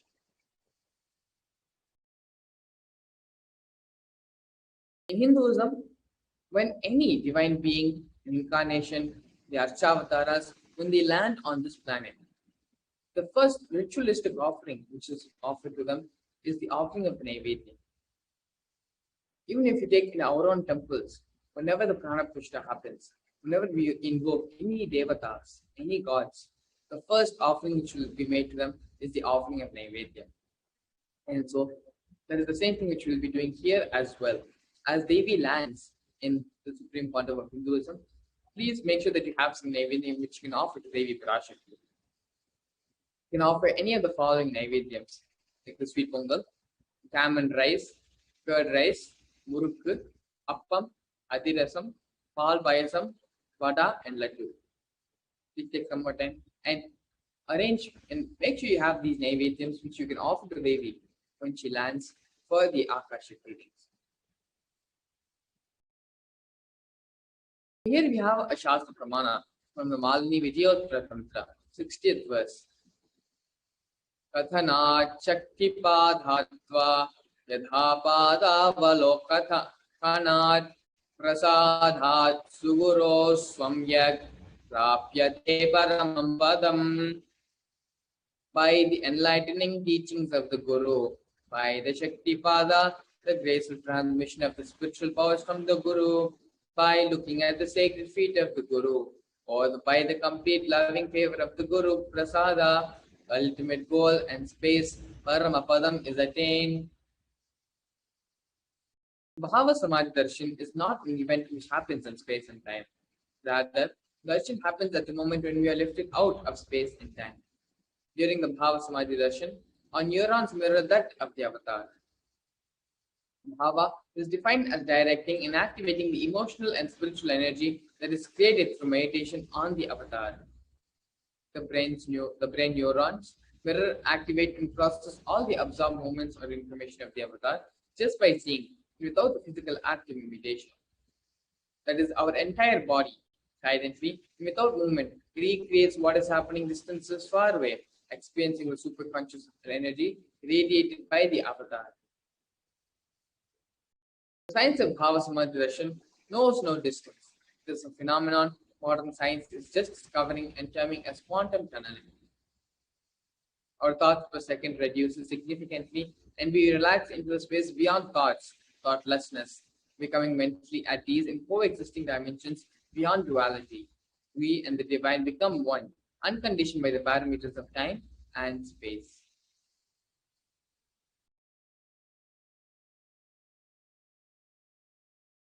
It is the probability of a quantum particle like an electron with less kinetic energy to cross over the potential energy of an energy barrier. An electron acts both as a wave and a particle. Imagine a scenario. What happens when an electron with less kinetic energy is approaching a hill? Will the electron be able to cross over the potential energy, the peak of the hill? As a particle, the electron will require higher kinetic energy to cross over the potential energy of the hill, or it will roll back. However, as a wave, the electron has the ability to pass through by propagating itself through the hill and going to the other side. This is the science behind quantum physics. The same science is imposed on people who witness the Bhava Darshan. This is because our neurons are able to mirror the neurons of the divine immediately. Through quantum tunneling, we are able to travel through the divine energy and mirror the exact same neurons. The science of Bhava Samadhi Darshan. Once when Bhagavan Sri Krishna saw his own extraordinary sweetness reflected in a jeweled wall, he was amazed and said, "How unprecedented and astonishing is this deep and indescribable sweetness of mine. Alas, when I see it, even I become greedy to enjoy its sweetness, just like Radhika. When I see my own sweetness in the mirror, I become eager to taste it, but I can't. After due consideration, I find that the only way to relish the sweetness is through the constitution of Sri Radhika." Bhava Samadhi Darshan is the science of the Nijavatara manifesting Paramashiva, the consciousness, the expressing the being of Paramashiva through the Divya Sharira, a light body, manifesting as the Nijavatara, the physical form for us to experience Paramashiva. Devi Parashakti expresses the being of Rajadeshwari and manifests as the Nijavatara, the physical form of Devi Meenakshi. Bhagavan Paramashiva expresses through the being of Subramanya and manifests as the Nijavatara, the physical form of Bhagavan Durga. Bhagavan Parandama expresses through the being of Mahavishnu and manifests as the Nijavatara, the physical form of Bhagavan Venkateshwara. The Archavatara reflects the consciousness and manifestation of the superconscious energy, but human beings are not mature enough to receive the higher level experiences from the Archavatara directly. The avatar comes down to bridge the gap and create the experience of superconscious energy inside all of us. When we have the Bhava Samadhi Darshan of the Nijavatara, manifesting beings of various dimensions of Paramashiva, the auspicious components and the powerful dimensions of the powerfulness of those dimensions of Paramashiva are awakened inside of us.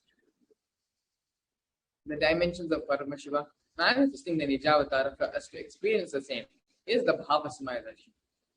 Now here we have a beautiful video where the Supreme Founder of Hinduism expands on the science of mirroring neurons.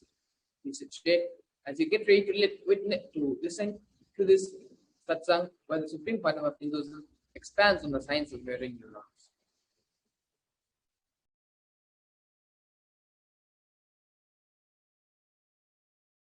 Replicated in your brain, meaning the same kind of electric and neurotic impulses are activated in your brain.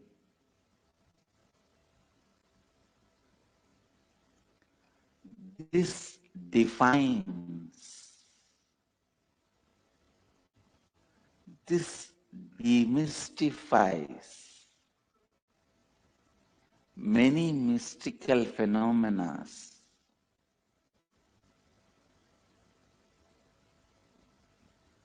Please listen. Now you know why just by gazing into my eyes, you are in the space of completion.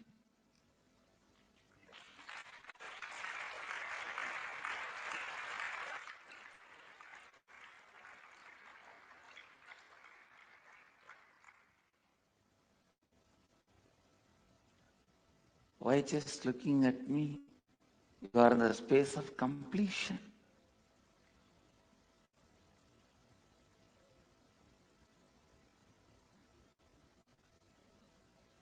I am swimming in the ocean of consciousness in the space of completion.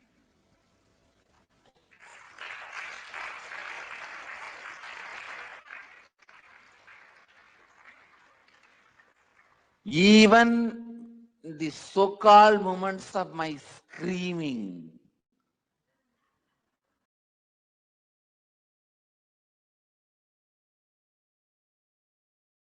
whether I am smiling, telling a joke, or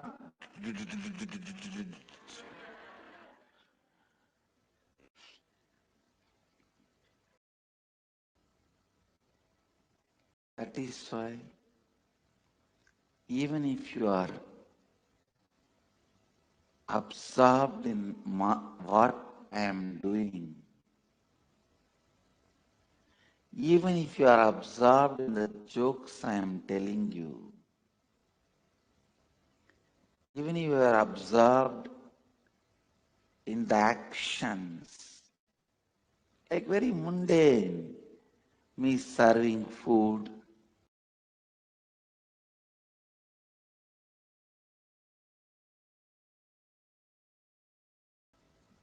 or ordinary actions, walking, sitting, talking, joking, even in the ordinary actions,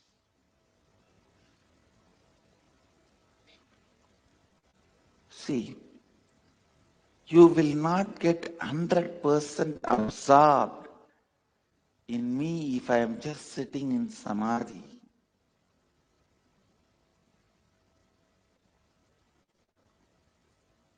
But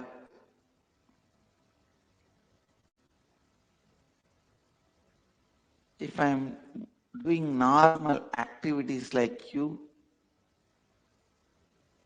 will feel comfortable. Oh, like us. Naturally, you will get absorbed.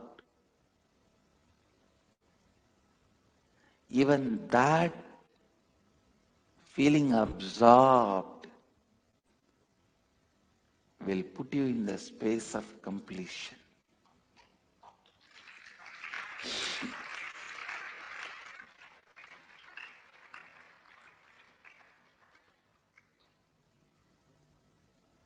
This is the reason why the gold, diamond, silk are all put on the deity. Even if you absorb all that ornaments,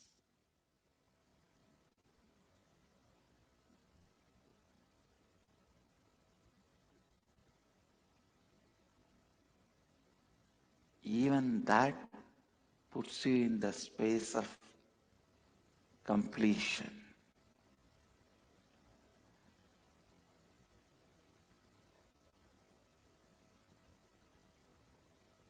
Usually you do not have the 100% capacity to listen or be absorbed with the happening called life. But if you start doing both, your whole 100% will be on me. How many of you are getting it? Only listening 100% you will not be able to do. Only observing 100% you won't be able to do. But that is why here I am playing multiple games. It is literally like a big circus.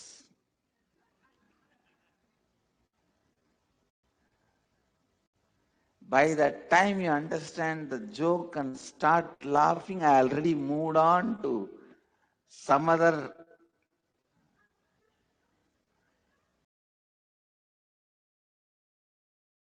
verbal jugglery or brain candy.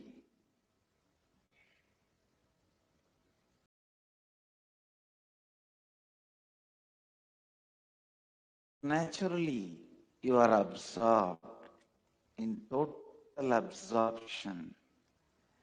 Actually, total absorption, totally being absorbed happens during energization.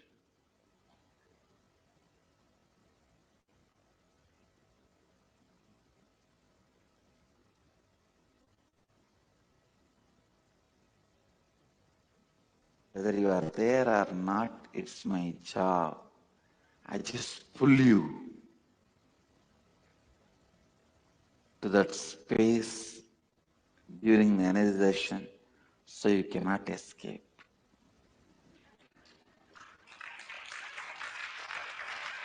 And you have to vibrate the same frequency as me. That is why people don't know ABCD of life. Just after the 21 energy darshan, when they go back, it is totally different. Their life is different.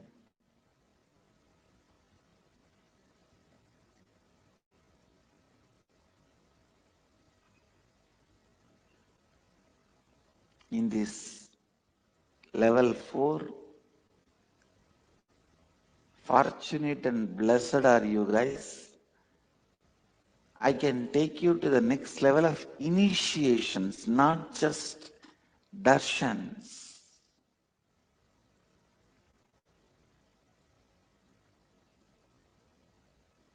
Because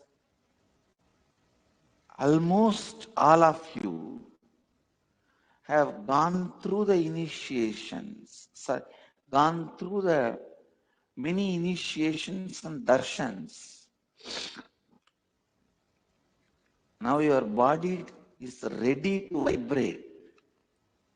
As I say, if you already know little swimming and absorbed in somebody swimming, there is no difference. Same way, you all already know darshans and initiations.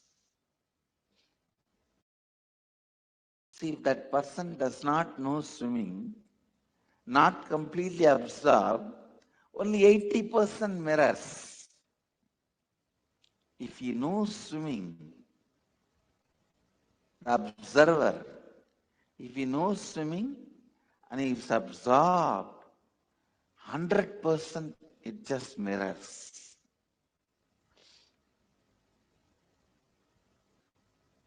Almost all of you know initiations and energy darsans. It is not new to your bodies. Only one person I heard was little afraid, and the person expressed to me in the energy darshan. I said, don't worry, I'll slowly prepare your body and give you the darshan. Slowly I'll prepare your body and mind. You don't need to worry about it.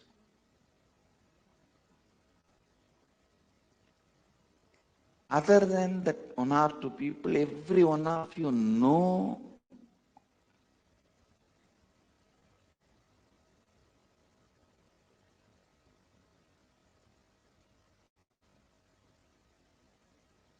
darshan, initiations.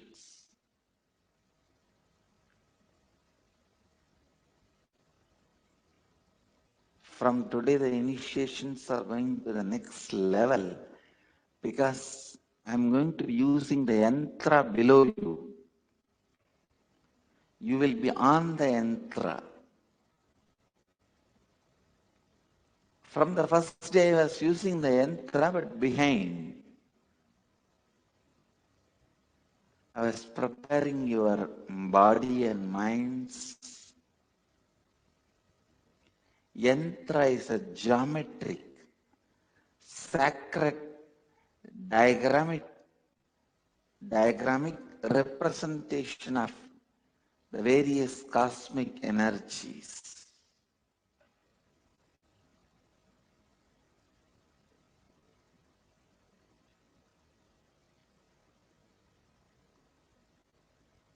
The master's movements of the body movements are tantra. How I move the hand or blow the air, awaken your kundalini, that is tantra. And the sound vibrations, the music or a song or chanting, that is mantra. And you are going to be sitting on yantra. then understand the power of initiations.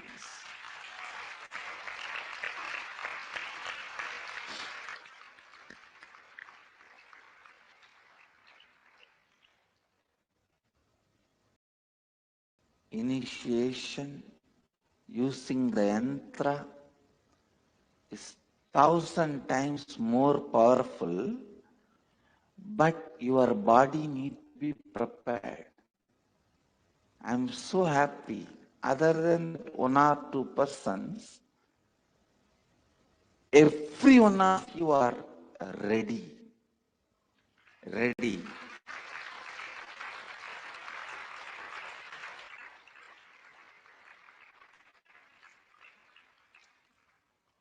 First 2-3 days, it will lead to sleepless, tireless nights.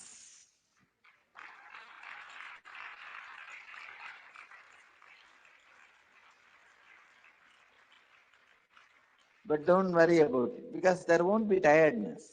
There won't be tiredness.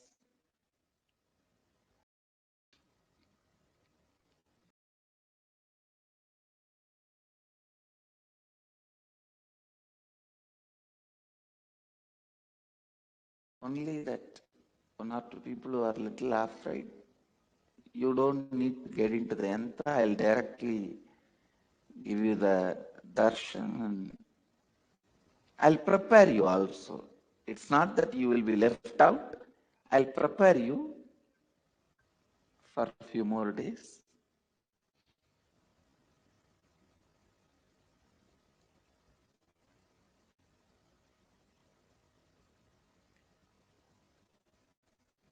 It awakens the non-mechanical parts of the brain, just like that.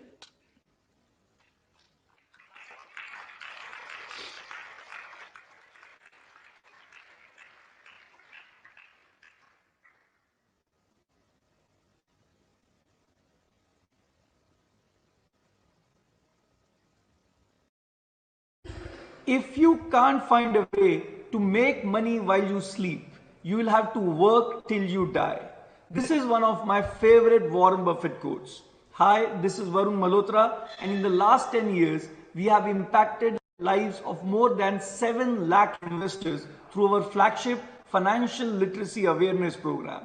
But being an investor myself for the last 21 years, as an alumnus of IIM Ahmedabad and Washington University, and having completed my CFA and CMT, मैंने ये realise किया है कि लोग stock market में 3 reasons के वजह से कभी इन्वेस्ट नहीं करते।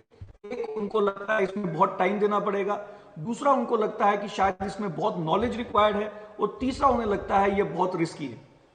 But what if I tell you that there is an approach to investing that requires nearly zero time, zero knowledge, and even the risk of investing can be brought down significantly lower?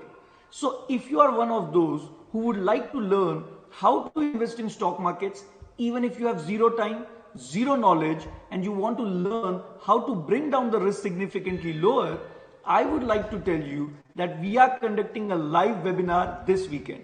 And to know the date and time of the webinar, you can click somewhere around the video. But since it's a live session, the seats are limited, so I would request you to click on the button now, fill in the details, and I'll see you in the session.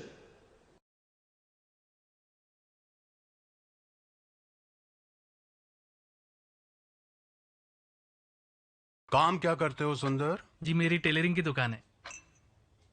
दर्जी, मेरी बेटी की शादी किसी professional से होगी।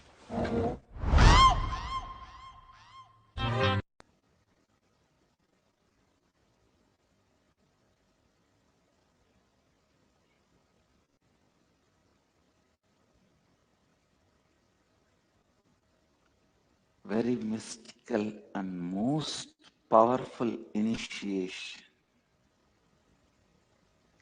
Please understand, yantra is actually a geometrical representation of the neuron activity happens in your brain during the Kundalini awakening. When your Kundalini is awakened, when you vibrate in the same space of me, when the neurons are mirrored in you, the geometry appears in your brain, awakening the non-mechanical parts of your brain. That geometry is yantras.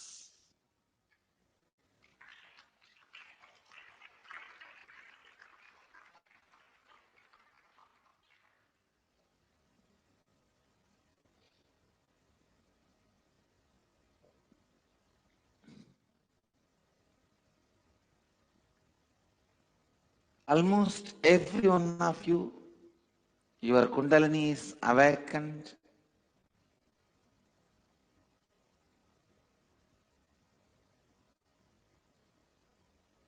Your non-mechanical brain is getting awakened. Your body and mind are balanced to receive this kind of a vibration, to receive this kind of an energy experience, to receive this kind of a neuron mirroring.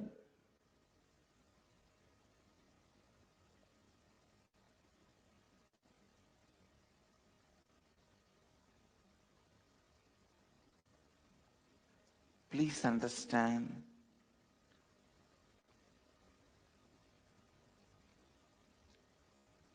actually this whole IA level 4 is about neuron mirroring.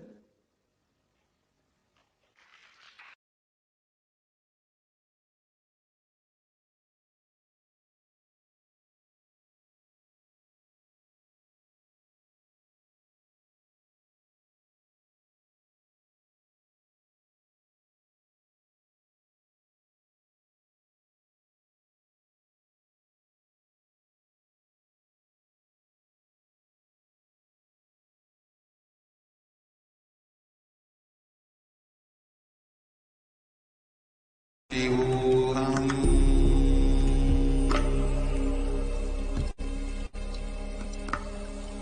Om Nithyananda Paramashivoham.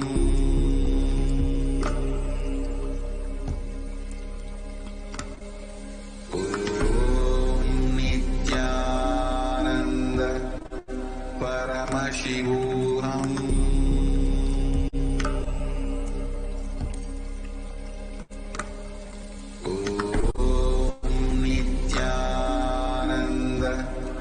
Paramashivoham.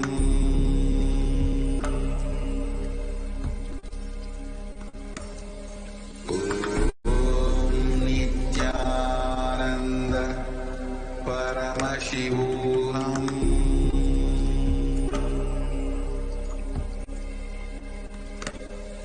Om Nithyananda Paramashivoham.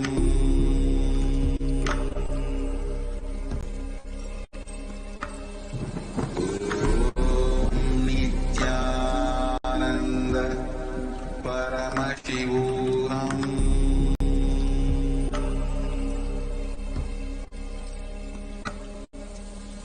Om Nithyananda.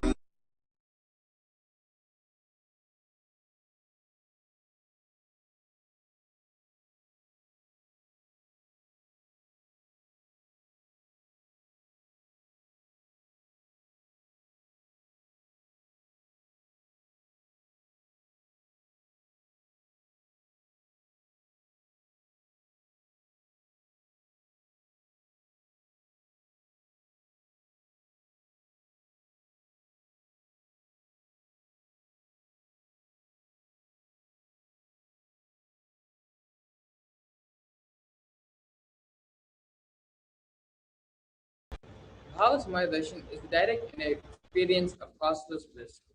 During the Bhavasamaya Darshan, our being becomes alive and celebrates the energy wave of existence. Our very muscles learn to imbibe and radiate Paramashiva.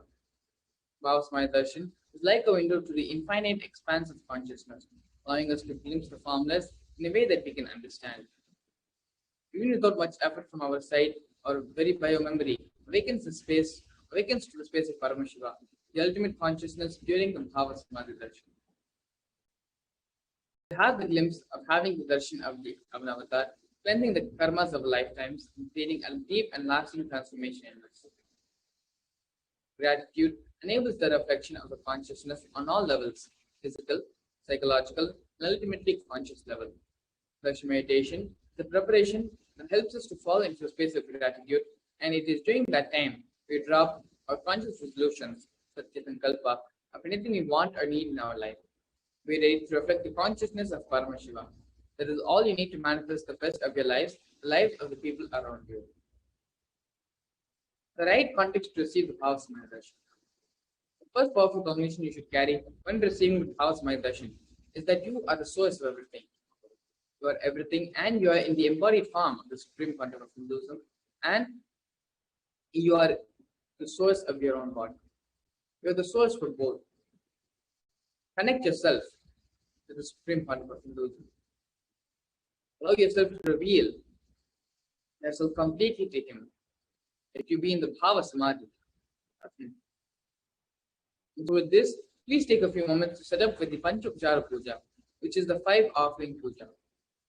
Most of these offerings will be there in your Guru Puja kit itself. Sandalwood paste, the flowers, incense sticks, lamp, and the food offering, the Naivedya. The Panchopachara Puja is an integral part of the Bhavasamaya Darshan. It is only after offering the Panchopachara Puja, your being opens up, becomes receptive to manifest and experience Devi, experience the Archavatara landing in the Nijavatara. So please take a few moments and set up for the Panchopachara Puja.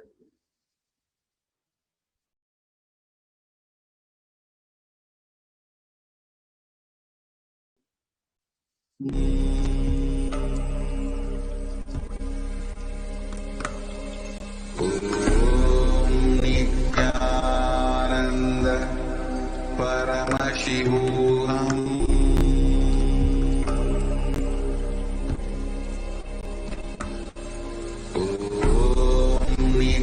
Nithyananda Paramashivoham.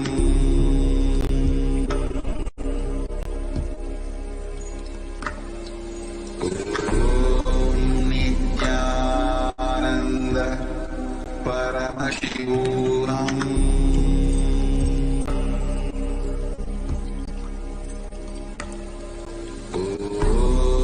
Nithyananda Paramashivoham. Nithyananda Paramashivoham.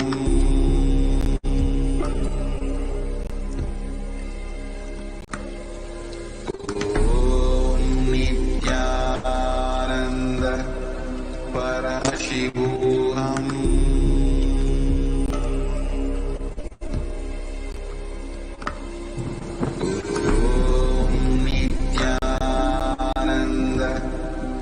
Paramashivoham.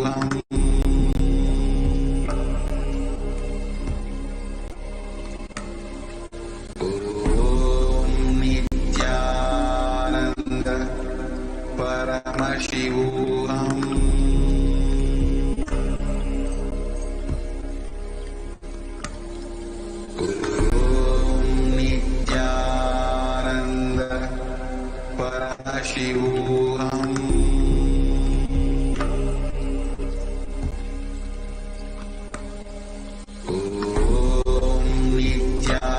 Nithyananda Paramashivoham.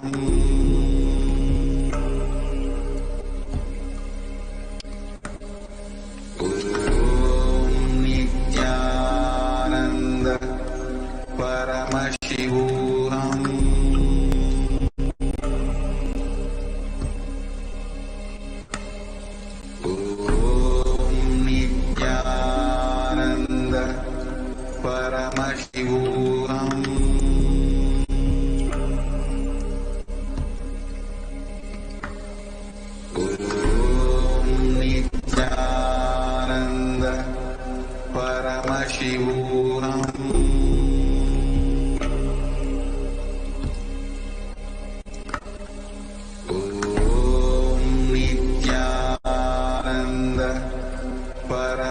Paramashivoham.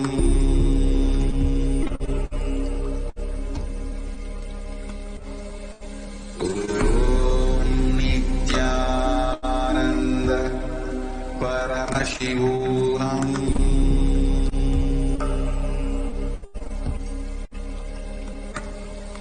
Om Nithyananda Paramashivoham.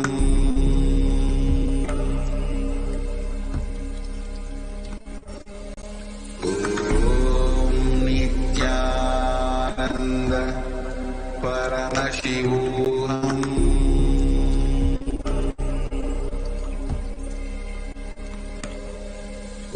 Om Nithyananda Paramashivoham. Om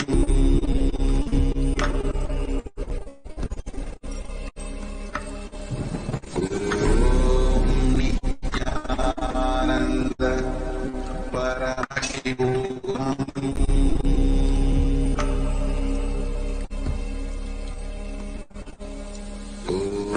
Om Nithyananda Paramashivoham.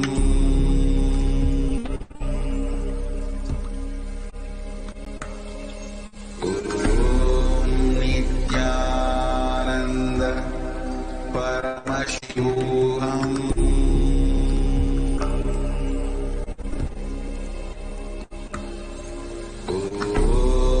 Nithyananda Paramashivoham. Om Nithyananda Paramashivoham.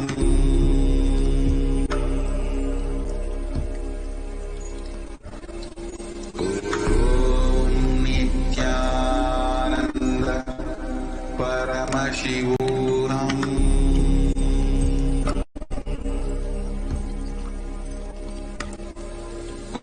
Om Nithyananda Paramashivoham.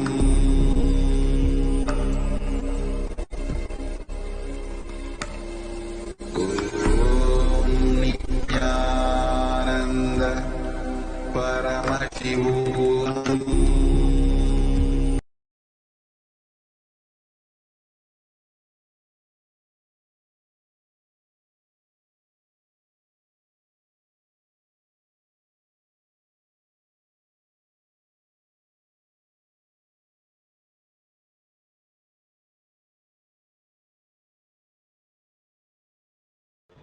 We are now going to be watching a very beautiful video where the Supreme Pontiff of Hinduism directly speaks about the Akashic records. Please sit straight and listen intensely as the video is being played.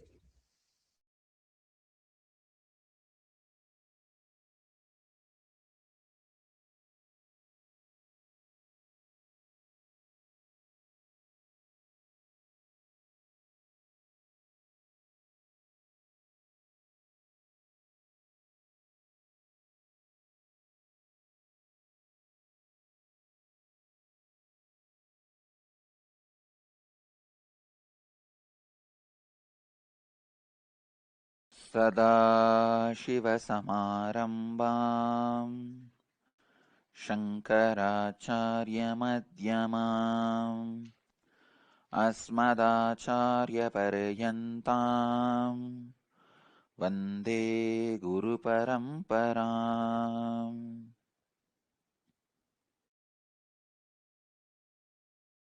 I welcome you all with my love and respects. Today's subject, Akashic records, key to your future. Understand the few sacred secrets. Even these sacred secrets are from Akashic records. First, nothing can be destroyed. Please understand, none of your actions, thoughts, plans, emotions, words, nothing can be destroyed. Everything is addition to existence.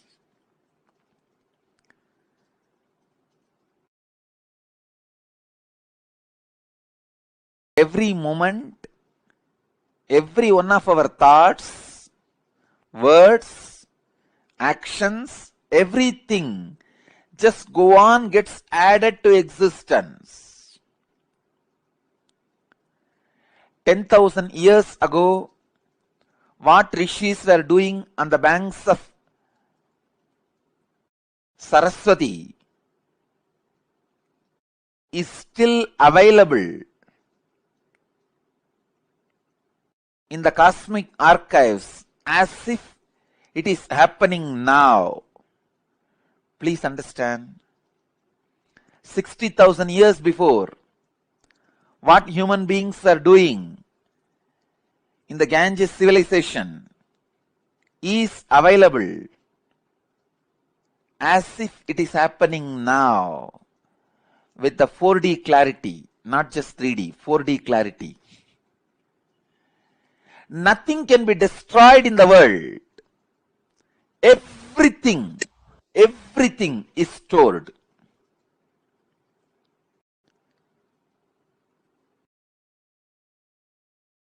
Akashic records are the cosmic archives of everything happened, happening, will happen. And one more important sacred secret you need to understand, time is not 3 as you think, past, present, future. It is the small mind which cannot see things as it is, which constantly needs to segregate.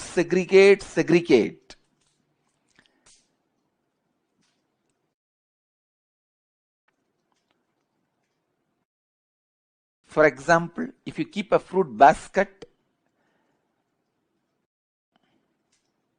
on the table, ordinarily if you look, you will look in one moment and you know it is a fruit basket and 5 different fruits are there. But for a child, it cannot grasp the whole thing immediately. It will say first, oh, banana, then mango, pineapple, apple. It can understand only one by one. Same way, the past, present, future, in Sanskrit we call it kala. Only a ignorant mind which cannot grasp perceives as past, present, future, but in truth it is not 3 different things. An enlightened being sees kala as one entity, one experience, one reality. Continuously, wise men all over the world, again and again, in all religions, repeat this one truth. History repeats itself.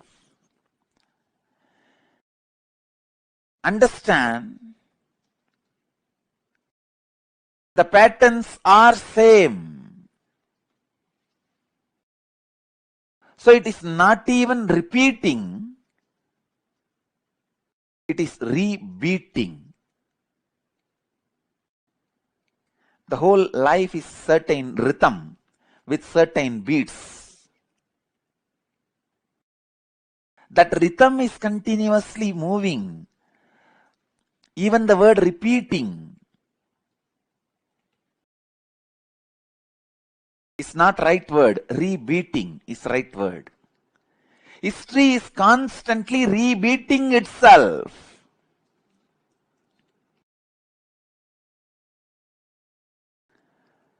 Because past is not independent of future and future is not independent from the past.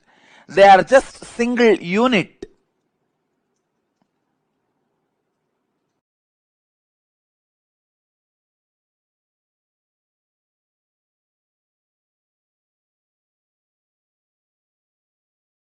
Your innermost consciousness can just experience all three at a time. Simply, it can experience.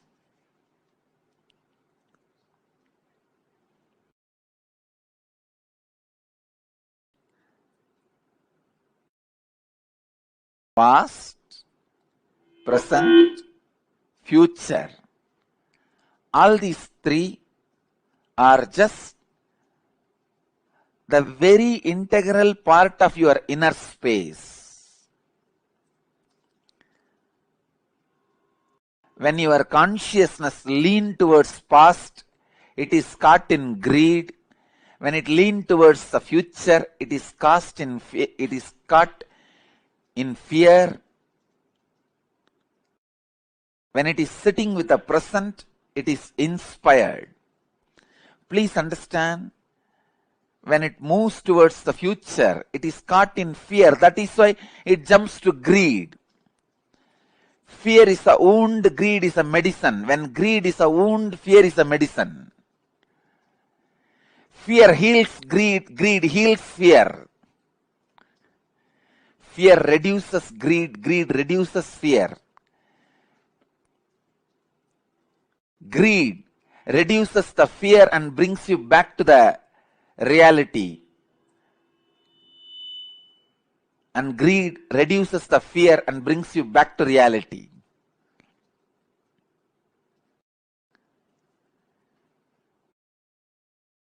Past, present, future. All three are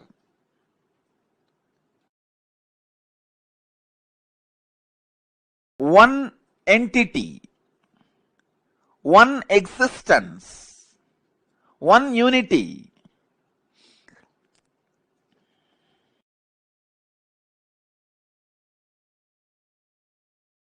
Just with the consciousness which does not get stuck in the fear or in the greed, you can see the whole. You can see the whole. Please understand. You can see the whole.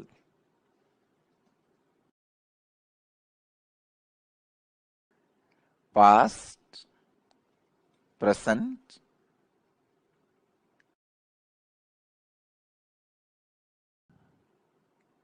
and future.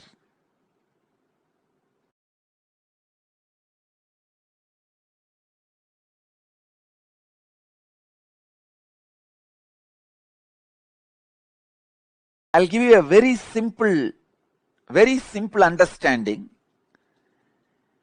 As on now, each one of you will be having some fears about the future, some desire about the future. Constantly your inner mind will be projecting your fears are going to be reality. But your desires are saying, no, no, your desires should become reality. So now leave both. Leave the fight to your fears and desires. You just back out in the fight without supporting fear or desires. Please understand. If you just distance yourself from your fears or desires, even now, just distance yourself, back out, and look at the future without any of the projection. You will simply be able to see your past, your future, your present. All three of them does not have watertight compartmented separation or boundary walls. It is just one flowing into the another. I can't even say another. One is synchronized into the another. The word another has to be used because no other word. It is just extension of one into another.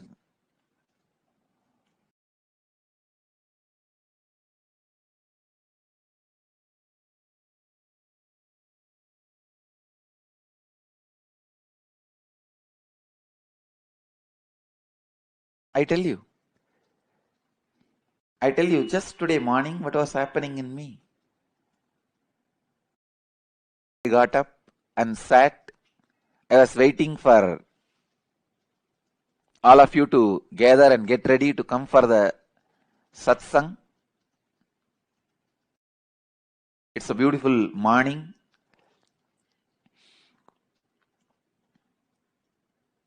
So naturally, being was settling into the samadhi. I just remembered the subject I am supposed to speak, the Akashic records. The moment I remembered, I can see very clearly.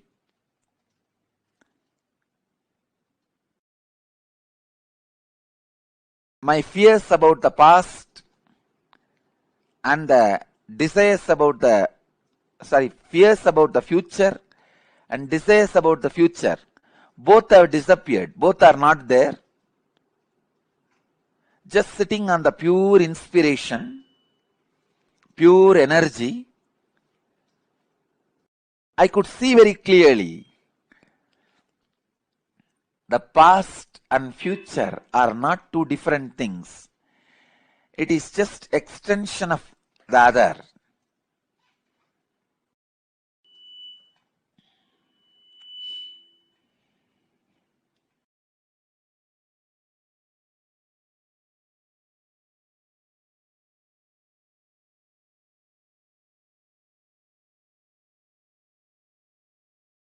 Only when you are too much caught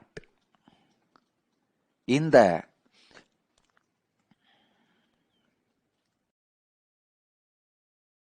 past,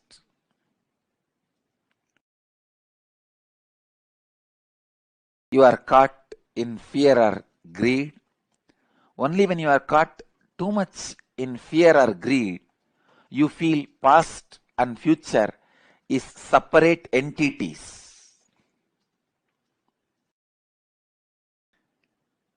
I am explaining very subtle truth, very subtle concepts.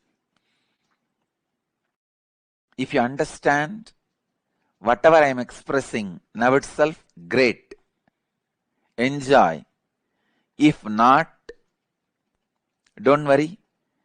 Next 1 week, every night before going to sleep, take 1 spoon of Haritaki powder that has a capacity to make your brain grow subtle grooves which will make you understand these great truths.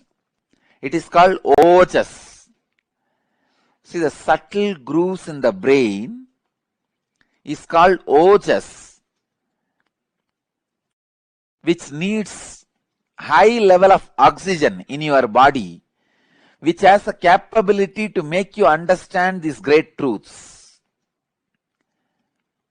See, when I utter the word, disassociate yourself from fear and greed and just watch, you will see your past and future is just extension of same mechanism, same energy. It is not two different entity. When I utter these words, how many of you feel it is really clicking? Great. Great. Please understand, because I am taking you to the very subtle truths.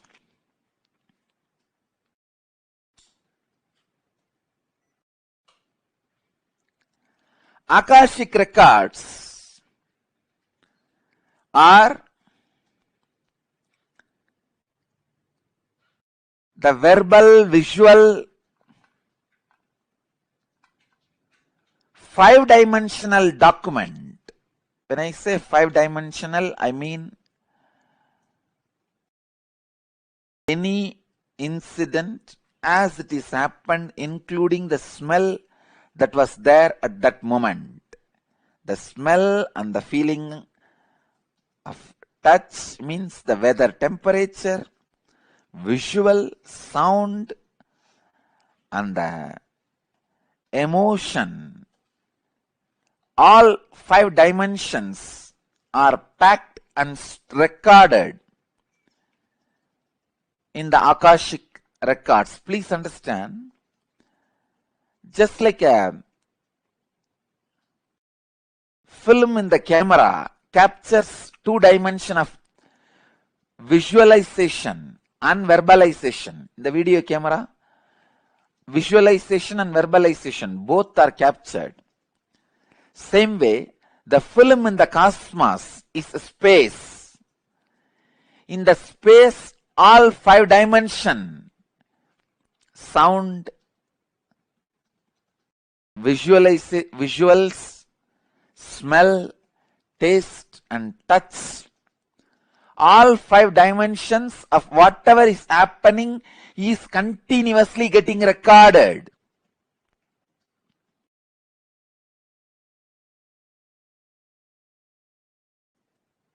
As the future is nothing but the extension of the past, the future is also predetermined. The major course of the future is predetermined. Please understand. In the past, in India, people were sitting on the floor, having plates and eating with the hands.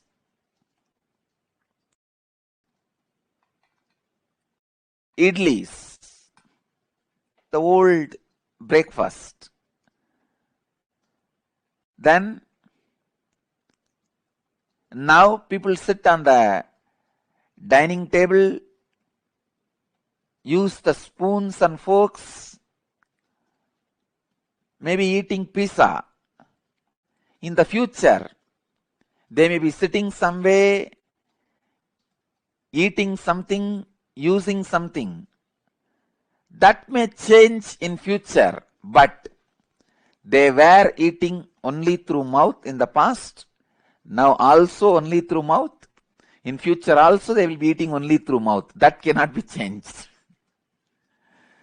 So the major things in the past or in the present or in the future cannot be changed. Please understand, when I utter the word future is predetermined, realize the freedom in you. Don't be frustrated. All the frustrating parts of your past can be changed.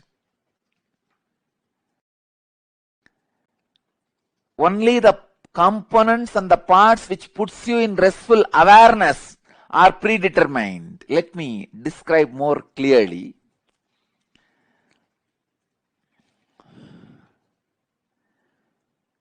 The parts which affects you with fear and greed always have a possibility for innovation.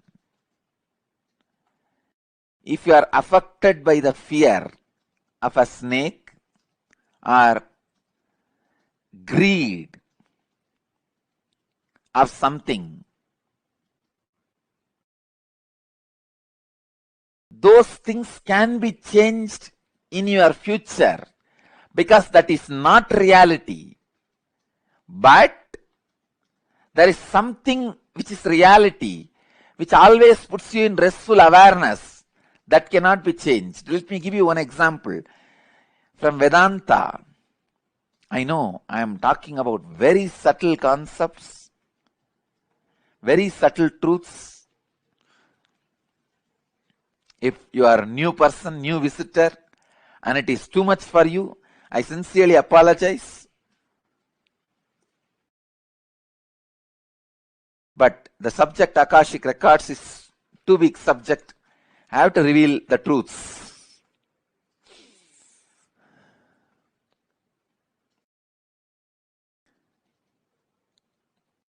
Please understand. In the dark night, you are walking in a forest alone. A rope is lying on your way. The moment you see first thing, naturally, you will have the fear stroke. It may be snake. At least for a few seconds, you will be in that mood. It is a snake. And most of us, our eyes have so much of power. It will show as if that end of that rope is moving little bit. That's power of our eyes. So you'll have the fear stroke. In few minutes, if you observe that rope very closely, strongly, intensely, suddenly you will realize, no, it is not snake, it is just ordinary rope lying. Then you will just settle down, relax. First, the impact happening on you, that fear. The second, the realization of you relaxing into the restful awareness. So these two components are there in this whole incident. This falling back into the restful awareness can't be changed even in future. The restful awareness is reality that does not change in the past or in the present or in the future. When I say future is predetermined, I mean the component of the restful awareness is predetermined. You have to fall back on the restful awareness. So be free. You have no suffering. No incident in your future can destroy you. You have to fall back on the restful awareness. It is predetermined destiny of every being. But the component of this fear can be changed. Instead of the fear of the snake, you may superimpose alligator on that rope. If it's a big rope with few stones around it, few leaves placed around, you can project an alligator instead of snake. So the possibility of the projection is the changeable part of your future. And the possibility of falling back on the restful awareness is predetermined part of your future.